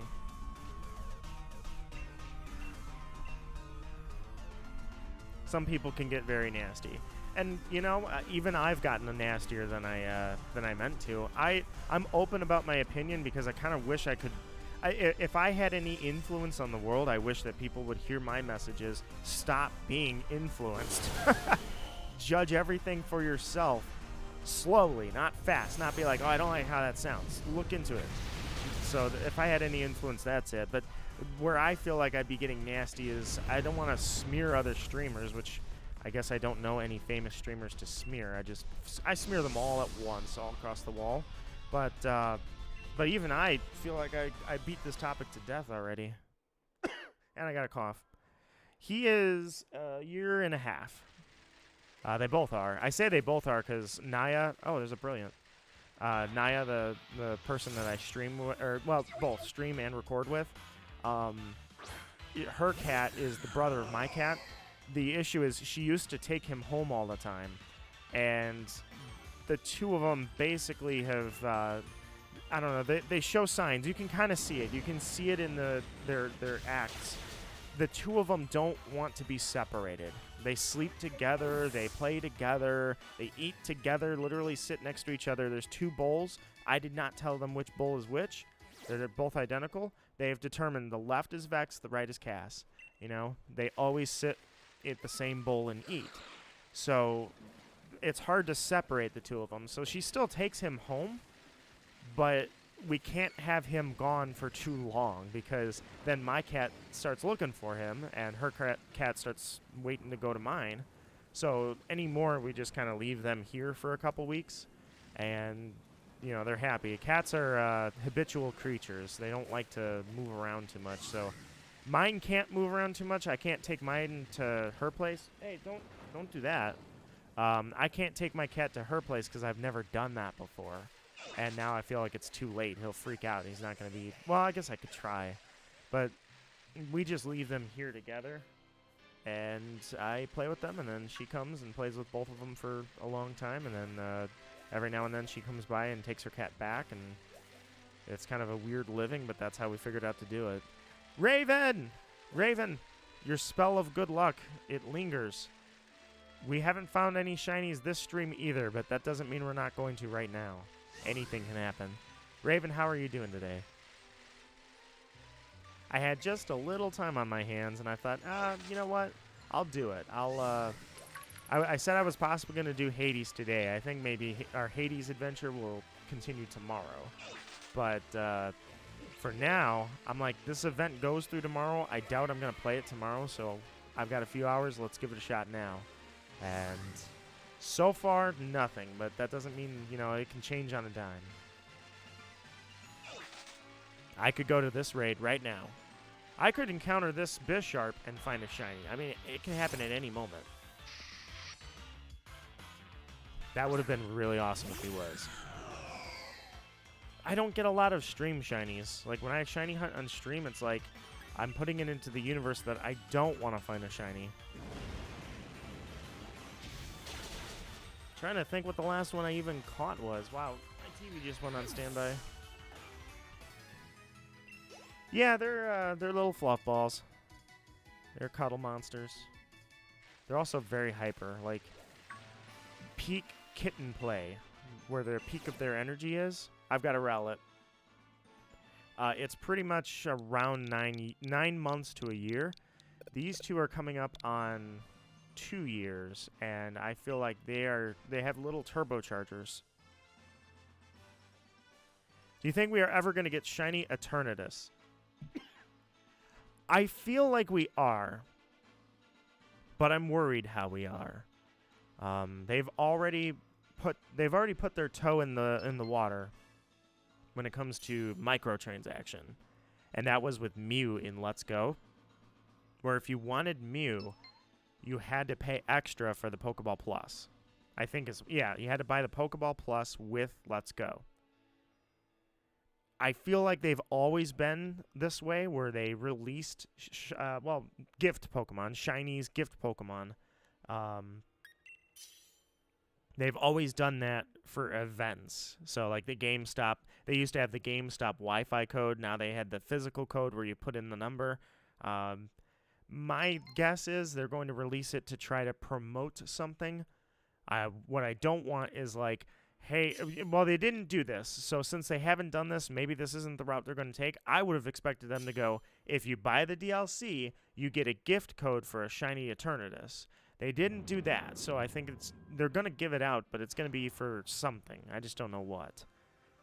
That or I'm wrong 100%, and it'll be like Arceus, where they never, ever did it, ever.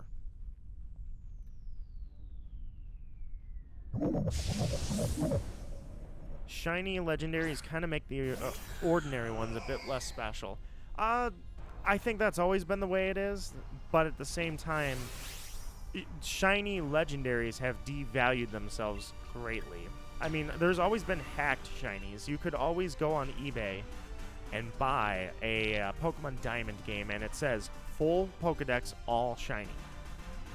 Action replays were out there for Sapphire, Ruby, Emerald, Diamond, Pearl, Platinum. The action replay would allow you to hack in your shinies. So there was always this idea of devaluing shinies. But the shiny legendaries themselves aren't as valuable as they have ever been because it's easier to hunt them now. Dynamax adventures, while they can take a lot of time, don't take the normal time that a soft reset usually takes. Well, I guess it's relative, right? Either way, you can just buy the DLC and get every every legendary available to you, and then shiny hunt those and ta-da. So, to an extent, the shiny legendaries always devalue the regulars, but it's not that bad. I don't see a shiny legendary go, oh my god, that Ho-Oh right there is incredible. I wish I had one of those so bad. My Ho-Oh sucks. I see that Ho-Oh and I go, oh, he took a Ho-Oh hunt on. That's awesome. Respect. Today should get a shiny. Raven, I'm pulling for it. I'm not gonna go for too much longer, but I'm pulling for it. I want the shiny. I want us all to walk away with one. Yeah, shiny Zeraora. That was kind of a cool event. I feel like they would have given it to us if we had failed, but still, it was kind of a fun thing. Raid Zeraora together as a community, and if you get enough Zeraora wins, we'll give you the shiny. And they gave it to you in Pokemon Home, which was promoting one of their products, but it was free. So at least, you know, they had that much. I'm going to be honest with you guys. I cannot remember this thing's name. Maybe it's because I didn't play Black and White yet, but I cannot remember its name to save my life. I always forget. Always. Musharna. That's what it is. Yeah, I always forget Musharna and its pre-evolution. Yeah, this is the second form. I do not know what evolves into Musharna. I have no clue. I cannot remember. I can picture it. I just can't tell you its name. Those two Pokemon are not staying in my brain. Ask me anything from Gen 1 through 4, and obviously I'm good. 5, I'm pretty good with, and 6, even though I haven't played them. 7, same thing. But I cannot for the life of me remember. Muna and Musharna. Yep. Okay, Muna and Musharna. Maybe this conversation here this will be the moment that allows me to remember the freaking thing's name. It is based off of Tapir's A Moonstone. I did not know that that was the lore behind Musharna. But now that I know the lore, now that we had this conversation, perhaps I will remember Musharna forever. I don't know, I feel like a noob. For somebody who has a VGC championship, how could I not know Pokemon's names, right? I knew everything. I knew their base stats. I knew their nature, or what natures do what. I've forgotten that. My type charts were going through like flashcards in my head. How can I not remember a name? But no matter what I do, I always forget that thing's name. All right, let's do this. Let me see here. I don't believe there's a raid there, and I've got a max raid here. Let's reset the raids one more time. I think that's the fastest thing I should do is just go for it, reset the raids, and then see what I got, and then I'll call it a stream. So Lilligant, well, yeah, you were the Nuzlocke one. I've got a Zarina. That'll work.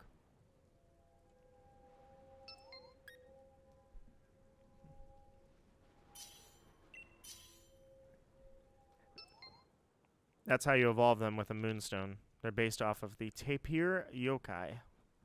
Since I don't know what that is, I will Google. By the way, what I do, I feel like, is the superior thing in a society that we have phones and Google, is when I don't know something, just freaking look it up on the spot every time. There's a lot of people that just don't do that. It's weird.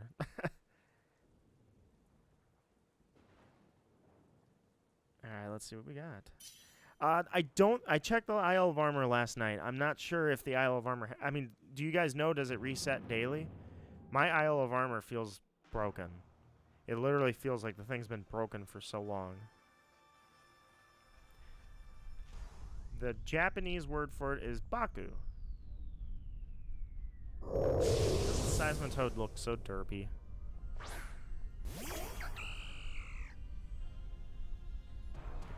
Okay, animal. It's a chimeral beast.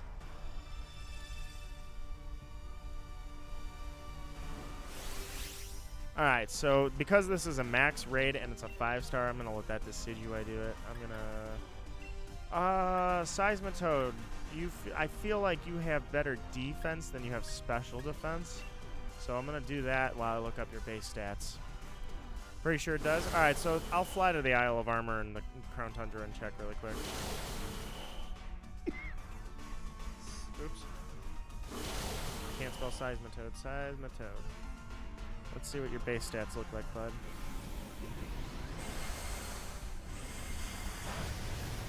You've got 75 base defense and special defense, so it really doesn't matter. Just go with a stronger attack. Good to know. Seismitoad is like, I don't know. He's strange. I'd say he's derpy. I don't know. I guess he is kind of strange. To me, he always felt like the Whiscash of this generation. So, oh yeah, I gotta go with Magical Leaf because I can't go with Leaf Tornado or Leaf Storm. But he's like the Gen 5 Whiscash, you know? The water ground type. Or no, I guess he's not a starter because he's more like Swampert. But without the starter base stats, he's more like Whiscash. But I think he's cool. I like him. He's like a real toad. There's toads that have a toxin on their back, so he's kind of like that. Yeah, exactly. Poison touch. He's got what a real toad would have. So I kind of like it. Timpole is adorable. I agree with that too. So he has a special place. And plus, he's a 3-stage versus all the others. There's Whiscash, obviously, is a 2-stage. Swampert's a 3-stage, but again, that's a starter. Although, yeah, I guess, you know what? I'm gonna make it. I'm gonna be bold. I'm gonna break walls and barriers here. I am going to compare Seismitoad to Swampert. No, you're not a starter, but you're basically like a Gen 5 Swampert. So I'm going for it. That's...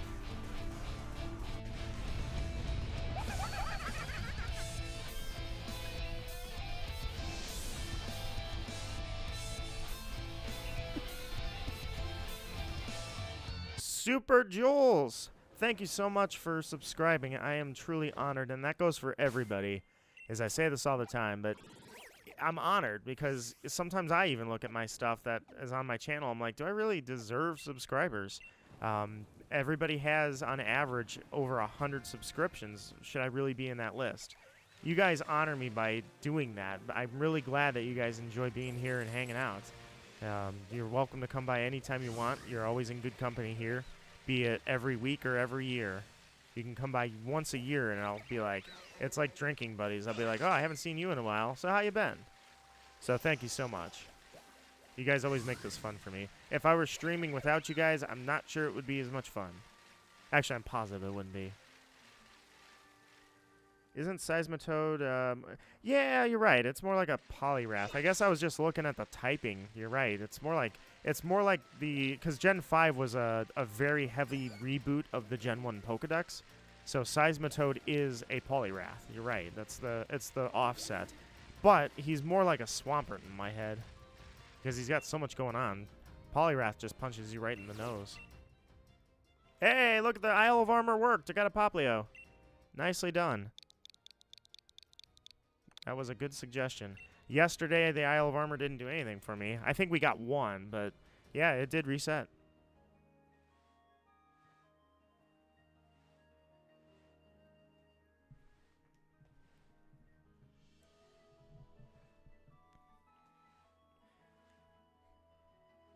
Yeah, it feels like Poliwag and Tympole are both tadpoles. So it feels like Poliwrath is the Teenage Mutant Ninja Turtles. Oh, oops, sorry. It feels like Poliwrath is the Teenage Mutant Ninja Turtles and Seismitoad is Battletoads. They're both known, but one's bigger than the other.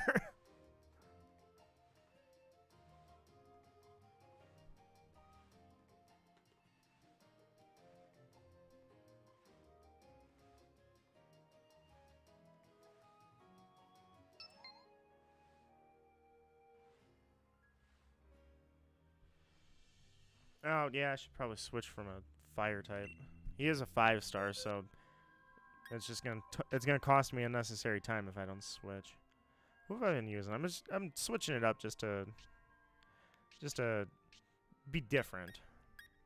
Let's go with you. You guys will notice I have a lot of Pokemon that have Pokerus. Was anybody here when I caught that on stream? Oh, how about trivia question? I caught a Pokemon on stream that had Pokerus. I didn't catch it at the time that it had Pokerus. I didn't see that. But after the stream, I found out it had Pokerus when I went to the Pokemon Center. Does anybody remember who that Pokemon was? Also, thank you guys. 11 likes. I did not catch that either. I missed that. Seriously, thank you everybody for taking the time to give me optional feedback. Shiny Hoopa ever released? I have no clue. I would not know, unfortunately, for that one. Hoopa was a special release. I wasn't even playing Pokemon at the time. I was focusing on school. So I didn't see the Hoopa movie, except I had to go back and see Regigigas, of course. That was absolutely hilarious, Regigigas in the Hoopa movie. I love the Hoopa design. He's a Jin. I absolutely love Hoopa's design. I know it didn't go over well, but I love Hoopa's design. I just don't get where the movie plot was. Like, he was unnecessarily powerful, and I think I don't know, the design of Hoopa is like top tier. I love it. But then the movie that I didn't even see the whole movie, so maybe I'm talking on my ass, but the Hoopa movie that I have seen, it just kind of hurt the legacy Hoopa should have had. So I don't even know how they released Hoopa, though. I would imagine it was an event because it wasn't on the original Pokedex.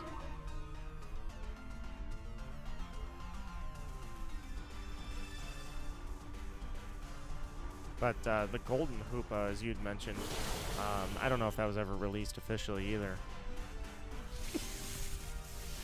Golden Hoopa does look cool, though. I do like that. But I don't know, I actually would have preferred a blue Hoopa, only because if they're going to put a Jin in the game, most of them are like a blue color. Aladdin, obviously, the genie of Aladdin, set the standard for what genies look like. So that would have been cool for them to do that. I like how they use Hoopa in Go. How do they do that? I am very rarely touching Pokemon Go anymore nowadays. I saw Hoopa along with Zacian and Zamazenta, if I recall, when I saw the announcements. I have played Go since. I just don't. I don't know how Hoopa is that an event. I would assume I haven't been doing the tasks. I would assume I have to do an event, but I'm curious how they did Hoopa. I gained a lot of respect with Swampert. when I played the Gale of Darkness was such a cool game. I don't even own that game, by the way. I had Coliseum, but I never got Gale of Darkness. I have a cousin who had Gale of Darkness, and I ended up playing it with them and never owning it myself. And unfortunately, because they never called me, my cousins sold all their gaming stuff. You're not shiny. Sorry, Popplio. So I never even got a chance. I would have bought that off of her. Her and her brother. Those idiots. They sold the GameCube and all their stuff at a garage sale for like $60. I'm like, how could you do that? You just killed me. So I should definitely track down a copy of Gale of Darkness. Coliseum is over there. I have it over there on my game shelf. I just don't have Gale of Darkness. I think everybody fell in love with that Lugia. Alright, so if I were a raid, I would have to go, I guess, this way again. Yeah, it has tasks. And I liked how Go did that with the tasks. Pokemon Go has certainly been a massive success. I think they kind of botched it at the beginning because they weren't ready for the rollout. They rolled it out and it was the biggest app in the world.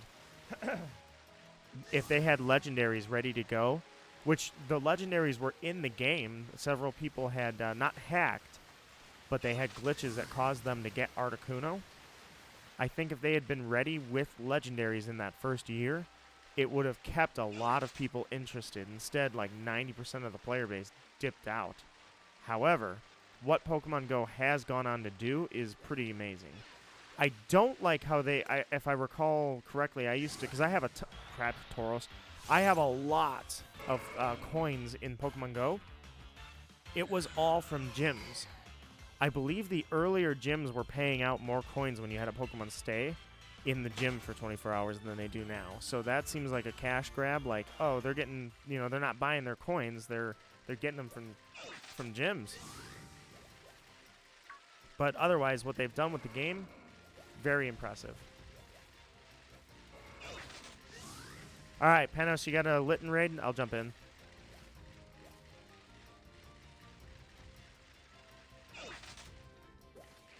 The ROM hack is something to look into. I've always wondered if I should look at ROM hacks. I don't look at fan games. I guess, I don't know, just fan games rub me the wrong way sometimes. I don't know. I've heard there's a lot of really good fan games out there, but at the same time, I've seen what the creators say of those fan games on social media, and they basically act like they have created something better than Pokemon.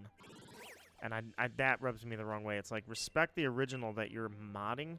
So ROM hacks, I feel like I should look into that for sure. All right, there's crap. There's the Litten. It was there, I swear. It is there. Just need to get it to trigger. There we go. Sometimes it doesn't want to trigger.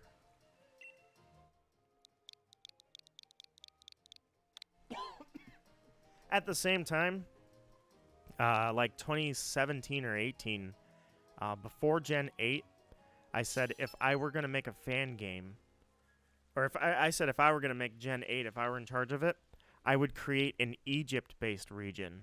It would be a very broad, expansive, almost open-world region. It would have modern Egypt, so like modern civilization, and it would have ancient civilization, both mixed. You'd have Pokemon that had primal forms and Pokemon that were just normal Pokemon. And I had said I would push it out to have 1,000 Pokemon in the Pokedex, and there would be a lot of mythicals and really badass legendaries that were based on this mythology, similar to the Egypt. And so that was my contribution to the world if I were ever to create a fan game. So I thought that was a cool idea, and several other people thought that too. Now I can't make a fan game, but that's what I would do if I did it. And I even created a fake mon. I created a fake Pokemon called Smoldyre.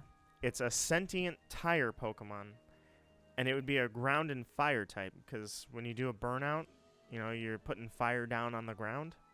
So I thought that was clever.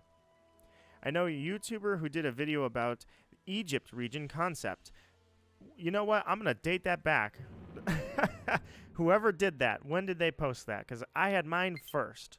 My idea was 2017. I tweeted it out.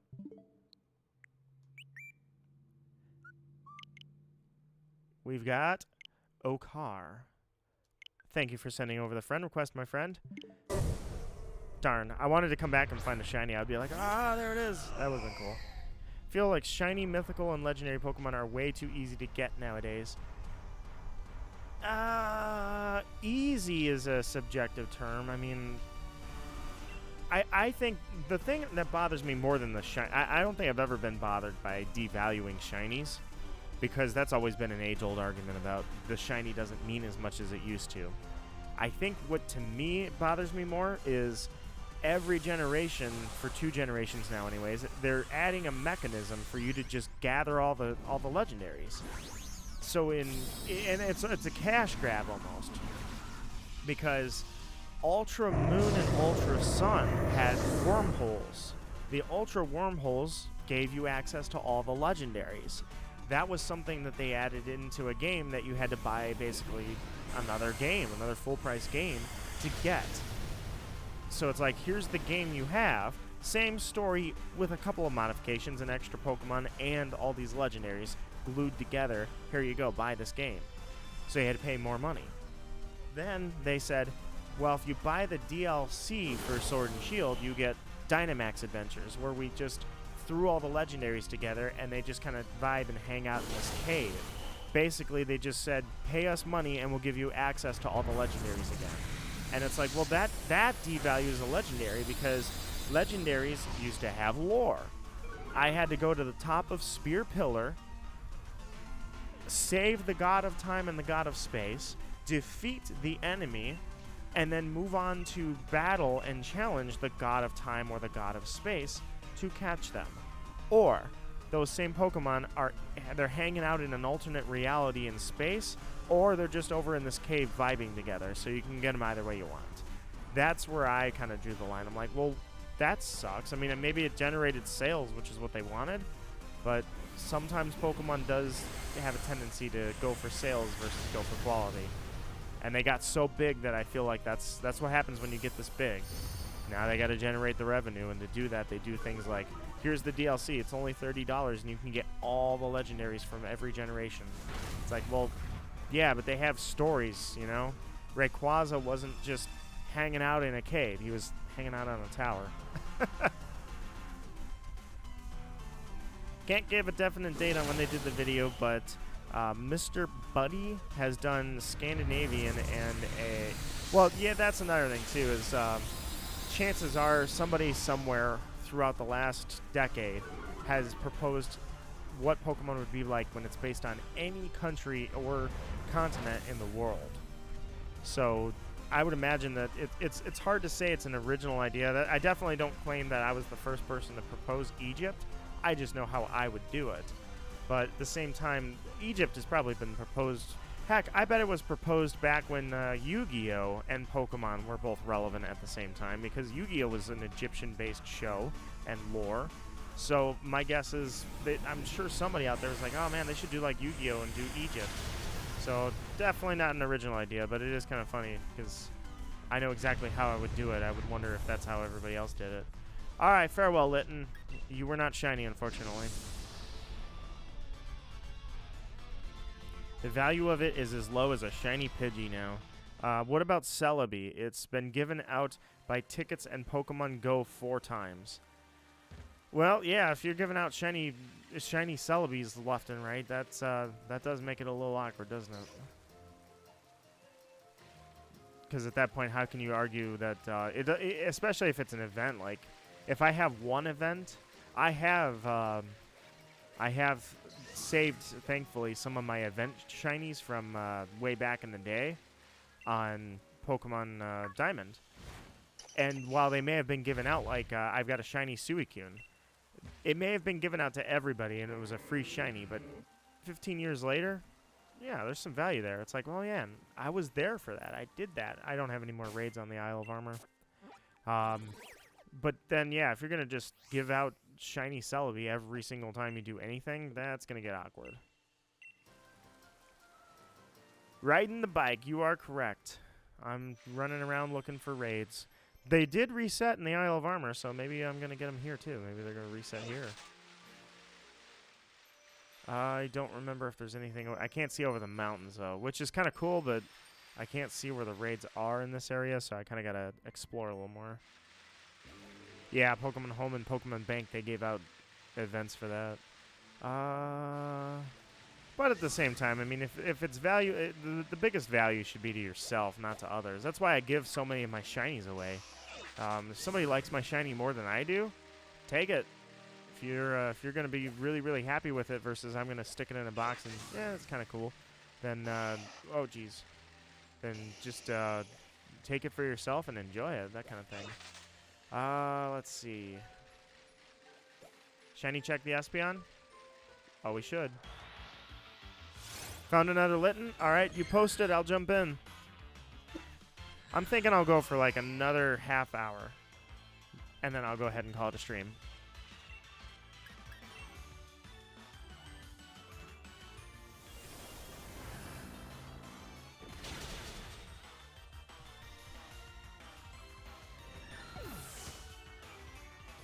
All right, let me see if it gets posted, and then I'll go from there.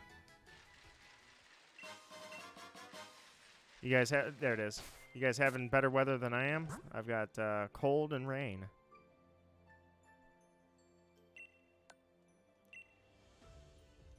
Oh, you found it in the Isle of Armor. Nice. All right, Litten. We're getting towards the end here. Will you be the one to do it for us? This is the big thing. I loved the Isle of Armor. A lot of people get on the graphics of Pokemon. I think that there's a mix of stylistic choice that goes into why the graphics of Pokemon aren't better, and there's also a mix of budget. They don't seem to put a lot of time into developing the game, and they don't overstaff themselves. So there's only so much you can do. But the aesthetic of the Isle of Armor is absolutely great. I love the aesthetic, and I loved that there were so many stories going on. I still haven't done the Swords of Justice yet. I haven't done that. I definitely should. I was planning on shiny hunting that, though. But I love that there was just so much going on. I think the Crown Tundra was worth it. What is my favorite shiny? Oh, let's see. It's hard to argue Giratina's not. No, I think, you know what? I said it yesterday. I'll stick to my guns. Darkrai. Darkrai is a really, really cool design. I love the design of Darkrai. So when it's purple, it's just as sick as all hell. It just looks so badass. So I would say Darkrai. But if I'm going through in my mind, I'd say some of the top 10s are... Giratina definitely has to be up there. Sceptile. Sceptile's a good one. Let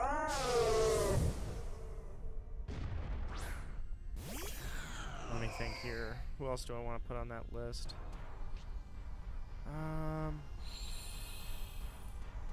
Kyogre's kind of nice when it's pink. I don't know if I like it that much though. Let's see, who else? Bellossom's not bad. Bellossom's certainly a good one. My best hunt is full odds Giratina and Platinum. Same thing. That's exactly what I did. That, hopefully, I think I know the person who has that because I gifted it to a friend who I believe still has that Pokemon. Might be wrong.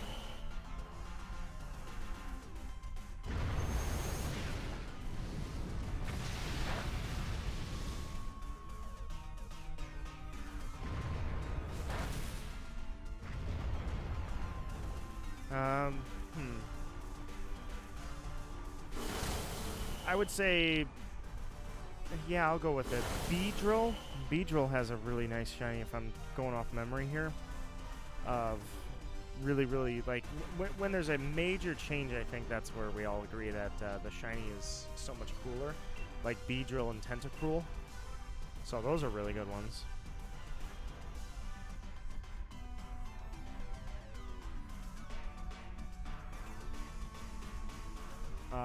I like what they did with Dynamax Gengar and Mega Gengar. So Gengar's shiny was always very disappointing. And then the Mega form and the Dynamax version, or the Gigantamax version rather, did a lot for Gengar.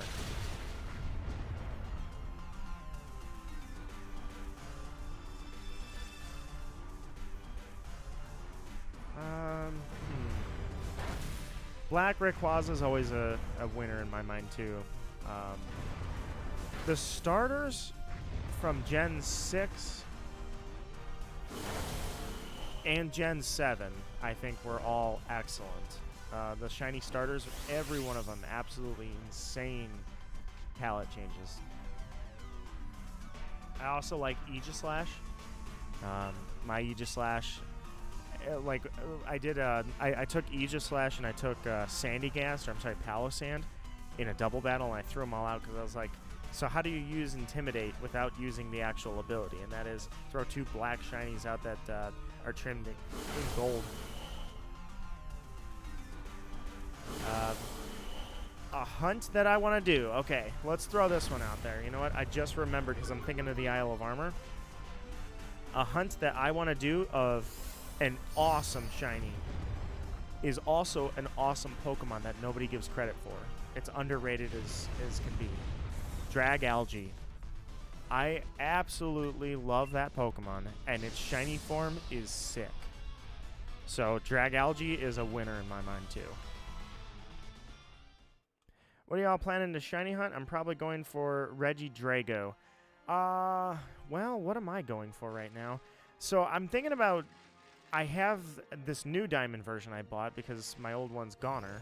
And I caught that shiny Gloom as a random encounter hunt just for the heck of it. I'm thinking I might actually go for Regigigas in Diamond because I have Regigigas in Sword. I thought that'd be cool to have them both again. Although that'd be the 3rd time I've gone for Regigigas. The Sinistea hunt, I feel like I should go back to that. I think I should finally go for some... You know what? Actually, forget it. I changed my mind altogether. Sinistea... in the next month, I'm going to go for either Regigigas, Sinistea, or I'm going to go for that Dragalge I mentioned. I think it's time.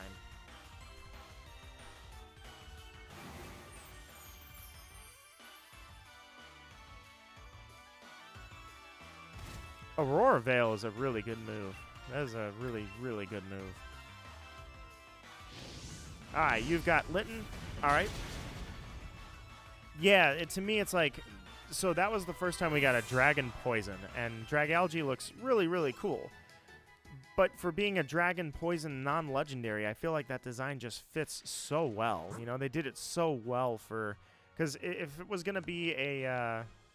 is this one still good? No, I gotta refresh. For being a non-legendary Dragon Poison type, I think that was extremely appropriate design for it. Then when they put Poipole as Naganadel, or Naganadel, Naganadel was just absolutely mind-blowingly awesome. Poipole's up there too. Poipole's got a... Poipole and Naganadel have really, really, really awesome shinies. And then they gave us back-to-back generations of Poison Dragon. I was like, dude, Eternatus is sick. This Pokemon is absolutely awesome. But for Dragalge, that was just a really good design for a non-legendary. Because when I think Dragon Poison, I think, oh, that's going to be a really, really over-the-top Pokemon like Naganadel and Eternatus. But Dragalge is just really tasteful. So... Why it's a dragon type? I don't know, but I don't disagree. I mean, it's literally algae, or Skrulp is algae as well, but it's literally algae and a seahorse at the same time. But I love the design, so I don't care. I'll just go with, it's a really cool design, and I'm good with that.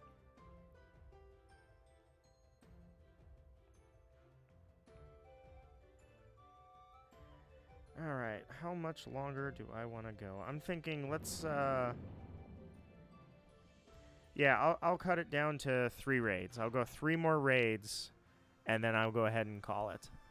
I don't collect the amiibos.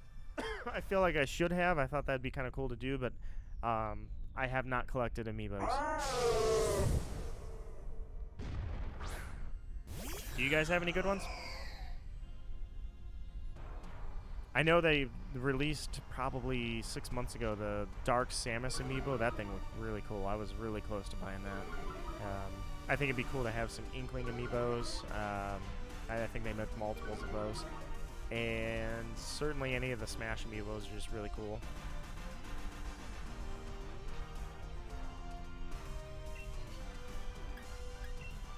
It's based on a leafy sea dragon, therefore that's why it's dragon. I absolutely love the design, that's for sure. So I'm glad that it's a dragon. Poyo, I hope I get the shiny in the next 2 raids after this. Thank you so much for coming by. I hope you really did enjoy it. I appreciate the subscription, and I welcome you back anytime you want to come. I just hope you guys are always in good company around here. Yes, I saw the Dread amiibos. I think it's Samus in whatever that fusion power suit's gonna be, and the Emmy, and I think they both look really, really awesome. If I were gonna get amiibos, if I were gonna start collecting those, that'd be where I start.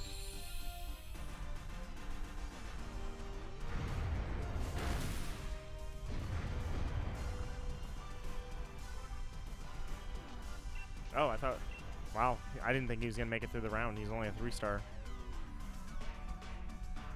But yeah, I think a good knockout raid, a knockout hunt, or a KO hunt, would be Dragalge, so I'm gonna go for that.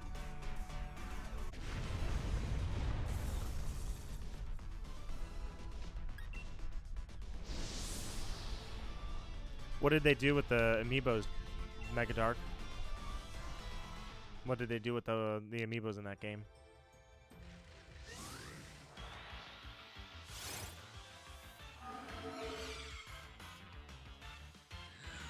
I'm gonna, what? Gonna oost? Oh, you're gonna post. You're gonna post a photo of your amiibos. They're not that, there are not a lot, but it's good. I'd love to see them. Hid special features behind it, like hard mode. Yeah, I don't like that. I love the extras. It's like the Tingle Tuner in Wind Waker, in The Legend of Zelda Wind Waker. The Tingle Tuner, which we intend to actually do that, Naya and I, when we play it. The Tingle Tuner was an accessory, and all it was a cable and hooking up a Game Boy Advance, or a Game Boy Advance SP. There it is. So the Tingle Tuner is absolutely just an accessory to the game. It does not actually... there's no gates kept. It's just a little extra icing on the cake. I would not want them to hide features behind an amiibo. That's distasteful. Alright, what do we got here? Got a raid.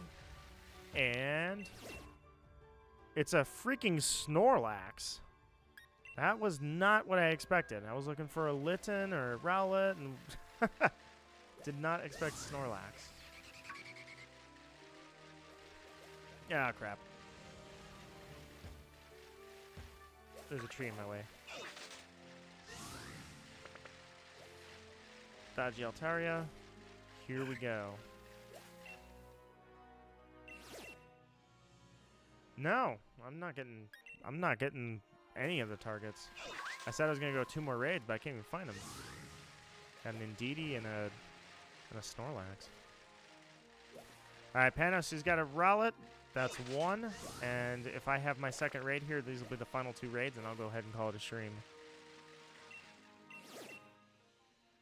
Alright, I'm doing the Chandelure, guys. I'm doing the Chandelure. This is so appropriate for October. Let's just bring you guys in. I'm gonna call it with the Chandelure. This is, I'm not passing this one. Kyle, my friend, welcome, welcome.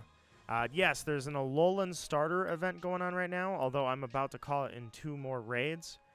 But the Alolan starter event is they're just spawning Alolan starters in the wild area in the raids. I do not know if the shiny odds are increased. I've seen mixed signals on it. Supposedly they are when the events are going. Sometimes they're not. I don't know. Nobody has a straight answer for that for some reason.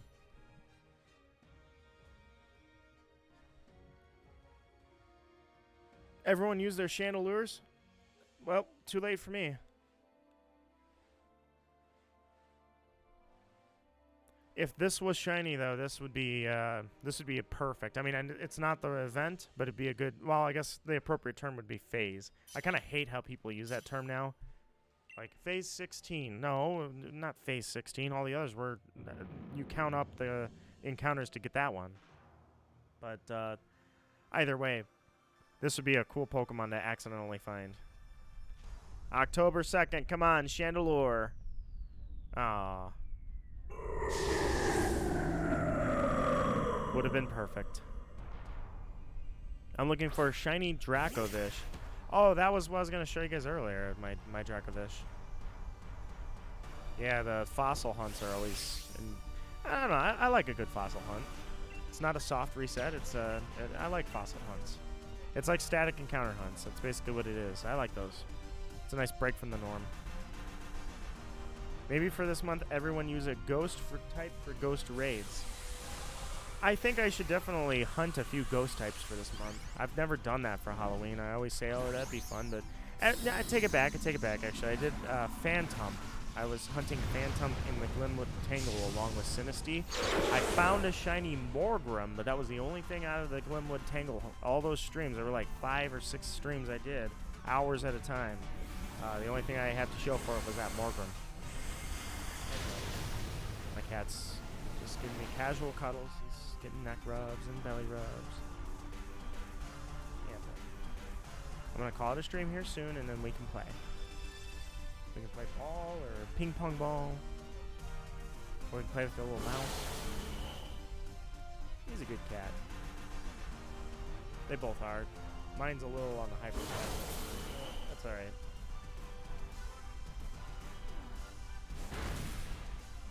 I've got... Megadark says I've got like 4 shiny Phantoms from a friend, Safari and Gen 6. The only thing I've got is a Trevenant that had oh crap, what's Trevenant's hidden ability? Hang on, I got this. Harvest. I have a no, it's not Harvest. Is it Harvest? Yeah, it's Harvest, and it makes grass Pokemon appear more, so that led to a shiny Delmise. A very quick Delmise hunt, by the way. That's the only thing I've got when it comes to Phantom is I got the hidden ability so I could do that. Yeah, I know, buddy. He's just getting rubbed. He's just a happy cat right now. It'd be fun hunting ghosts in October. Yeah. It's an obvious thing to do. I'm starting to cough. It's an obvious thing to do, but I think it'd be fun. I'll try it. Although I just said I was going to do Dragalge, but yeah, let me try the ghost hunts. Going ghost hunting, you know, that's a very appropriate thing for October. Did I like SOS shiny hunting? I kind of liked it. It was cool because when I first learned about it, before I haven't even played those games. Or I'm sorry, the game that debuted in was 6, but in Gen 7, did you just? Oh, what? I didn't know that you could land a sheer cold. I didn't know that was a thing. You landed a sheer cold on a raid Pokemon and he lived. I know. I was surprised too, buddy. SOS hunting is cool. I do like it, and it was kind of cool to think about getting somebody with Harvest and skill swap and all that to keep it going. But at the same time, I don't know. I guess I'm not particularly interested in doing an SOS hunt for a while. I've got a lot of other hunts in the way, and I don't shiny hunt as much as I used to because I'm at work most of the time. So I don't know if I'll get to an SOS hunt or if I'll just keep hunting. Because I'm going to hunt in this game, and then when Brilliant Diamond comes out, I'm going to hunt in that. And I've got Let's Go hunts on the bubble still. And I've got, well, I guess, yeah, I don't know. I have no clue. I've got hunts in every game, so I might as well think about doing it. I thought I would go back and hunt Necrozma in Ultra Moon. That's why I never... I think he's not shiny locked. I think Necrozma's not shiny locked. So I think I can do that hunt. So I thought it'd be cool to finally get back to that. Yeah, buddy. All right, guys. As it's 5:30, I went a half hour more than I would. I am going to go for one more raid. It will be the final raid, and I don't have any raids, so I think, Panos, this one's on you. If you have that raid, I'll watch for it. I'll go up here by the tree, and I ran into the school vet.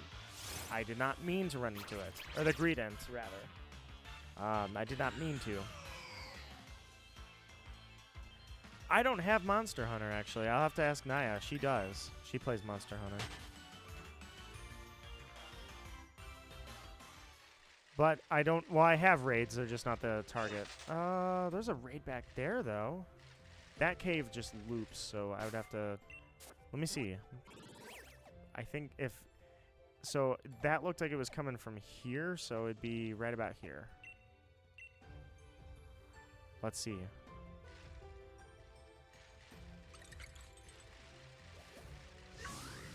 Normally I'd shiny check the Nidoking, but I'm ending the stream very soon, so...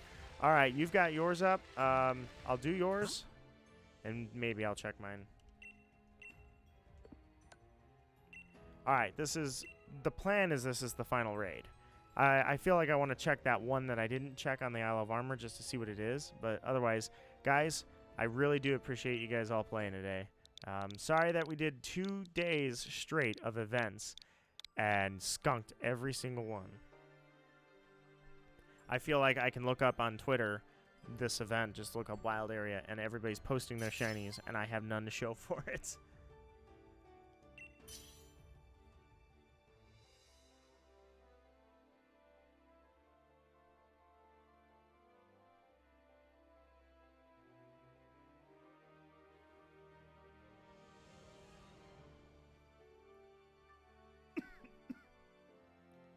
Alrighty.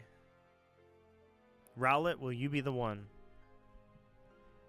Although I guess it's also a scary thought is I could find... We could all find the Rowlet and then, you know, fail it.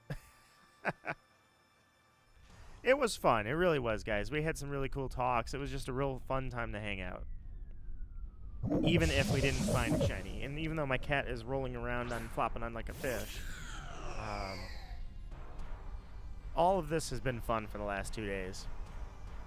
That's why I say I give raids a lot of flack. I say, raids, they're not that cool of a thing. But, truthfully, I have fun with you guys every time we do them.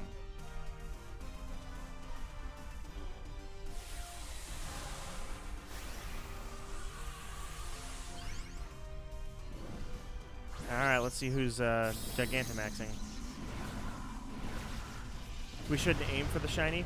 Yeah, that's pretty much what happens when you aim for the shiny. That's when things don't go the way you want them to. So you're right. I should have just told the universe, oh, I'm just hunting for whatever pops up, you know, just random. Oh, there happens to be an event going? Well, who would have guessed that, right?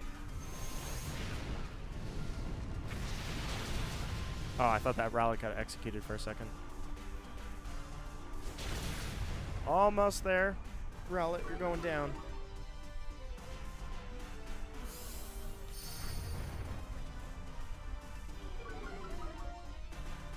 Alright, who's got an attack left? There goes the random bot. Or the NPC, rather, gets the win. Alright, so Rowlet's toast. The plan is I will call the stream right here, but I do want to check just one more raid. I'm just checking my own den, wherever that was at, to see what it is. Just because I'm curious. The only problem is I don't know where that was at.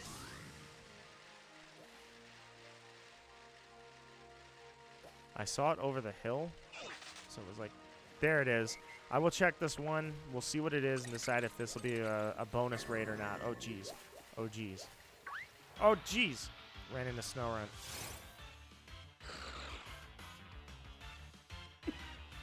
A Snorunt is a great shiny, by the way. It's almost a shame when it evolves either Frostlass or Glalie. It really, cat just sneezed and freaked me out. I was like, what the heck was that?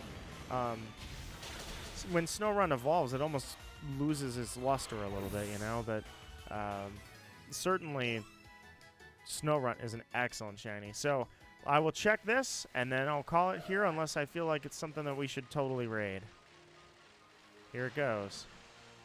Dodge. Gonna get off the bike for this one. The final raid, possibly, unless it's junk. Let's just raid it, whatever it is. We'll go one more. Here it goes. Impidimp? Yeah, it looks like an Impidimp. Okay, whatever. It's an Impidimp. Not exactly what I was expecting, but alright. Emily Michelle, unfortunately, you're literally here for the final raid, but how are you doing? Welcome, welcome. Welcome to October. Glalie has red eyes. I do like that, but I feel like it should have had more. I mean, look at Snorunt. All of its palettes are changed. But you're right, I do. Oh, a Toxel. It is a Toxel. You're right. That is a... Is it a Toxel? No. Maybe? Yeah, you might be right. It looks like an Impidimp to me. But, Oh, wait. Sorry, it's Dark Fairy. I'm sorry. I'm looking at the silhouette and forgetting the type. But anyways, how has your October started, Emily Michelle? Snorunt is a good shiny, but its evolution, yeah, I think it loses its luster a little bit. It's like Pupitar. I've got a video. I did a shorts for the heck of it, of Pupitar, because when Pupitar evolves, it goes from a pink quartz-like material to kind of dull. It's a bit of a shame.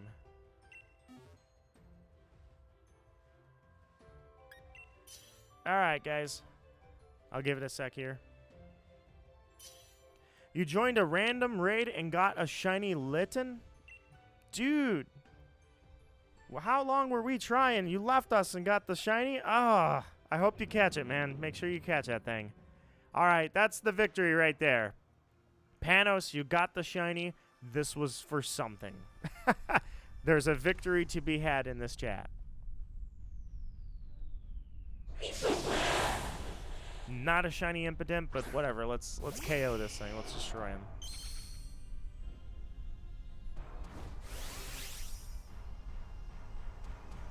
We're giving you all of our luck, Panos, that this goes well. I'm gonna be on my last raid, so you're the last hope we have for. Yeah, I had a shiny Morgrim, I believe. Who did I give that to? I traded that to somebody. It might have been Snowy. I think Snowy has my shiny Morgrim. It was a one encounter find. I found that Morgrim when I started the hunt. It was the very first encounter, and I caught him. And I was like, dude, that's a shiny. And I burned all of my luck for 2 years on that one shiny. All right, Panos, we're watching out for you. Mawile says, I'm using myself for this battle. You did. You used yourself. You have a Mawile. Mawile called on Mawile. I'm going to roast him. And then Panos. Oh, I thought I was going to kill him there. Panos, we are watching out for you to catch that shiny Litten. And then that will be the end of the stream. Man, my cat's over here sneezing. He's making weird noises.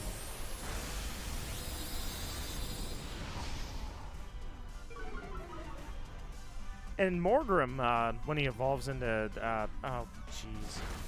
Help me out here. Morgrim evolves into, can't remember. What is that thing's name? My brain is fried.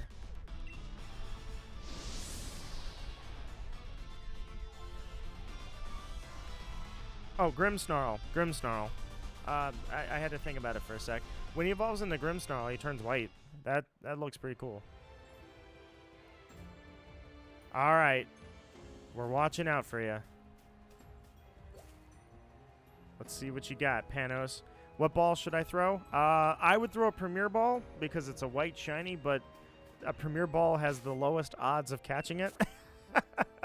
So I don't know if I would do that, but if you got the risk, I'd go for it.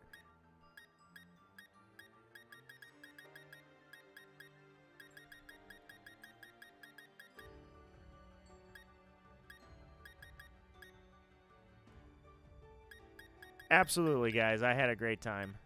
Thank you so much for making this fun. Yeah, so here's all I've got left from that Morgrim catch.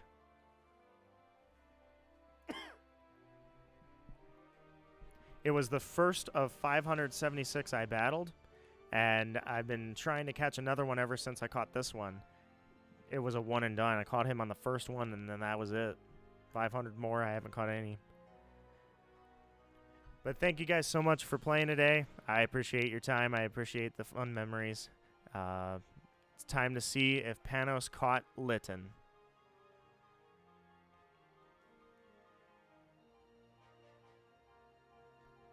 Watching out for you, man. And thank you guys for liking it on the stream. I really do appreciate that. I appreciate you guys letting me know what you think.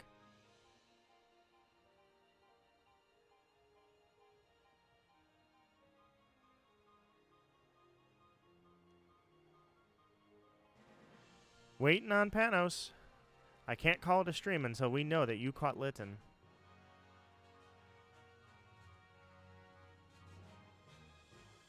Or maybe I can. I'll give you 30 seconds, man. 30 seconds. Here we go. I want to hear it. I want to hear that you caught it successfully. It's the only bit of luck to come out of this stream. I really hope so.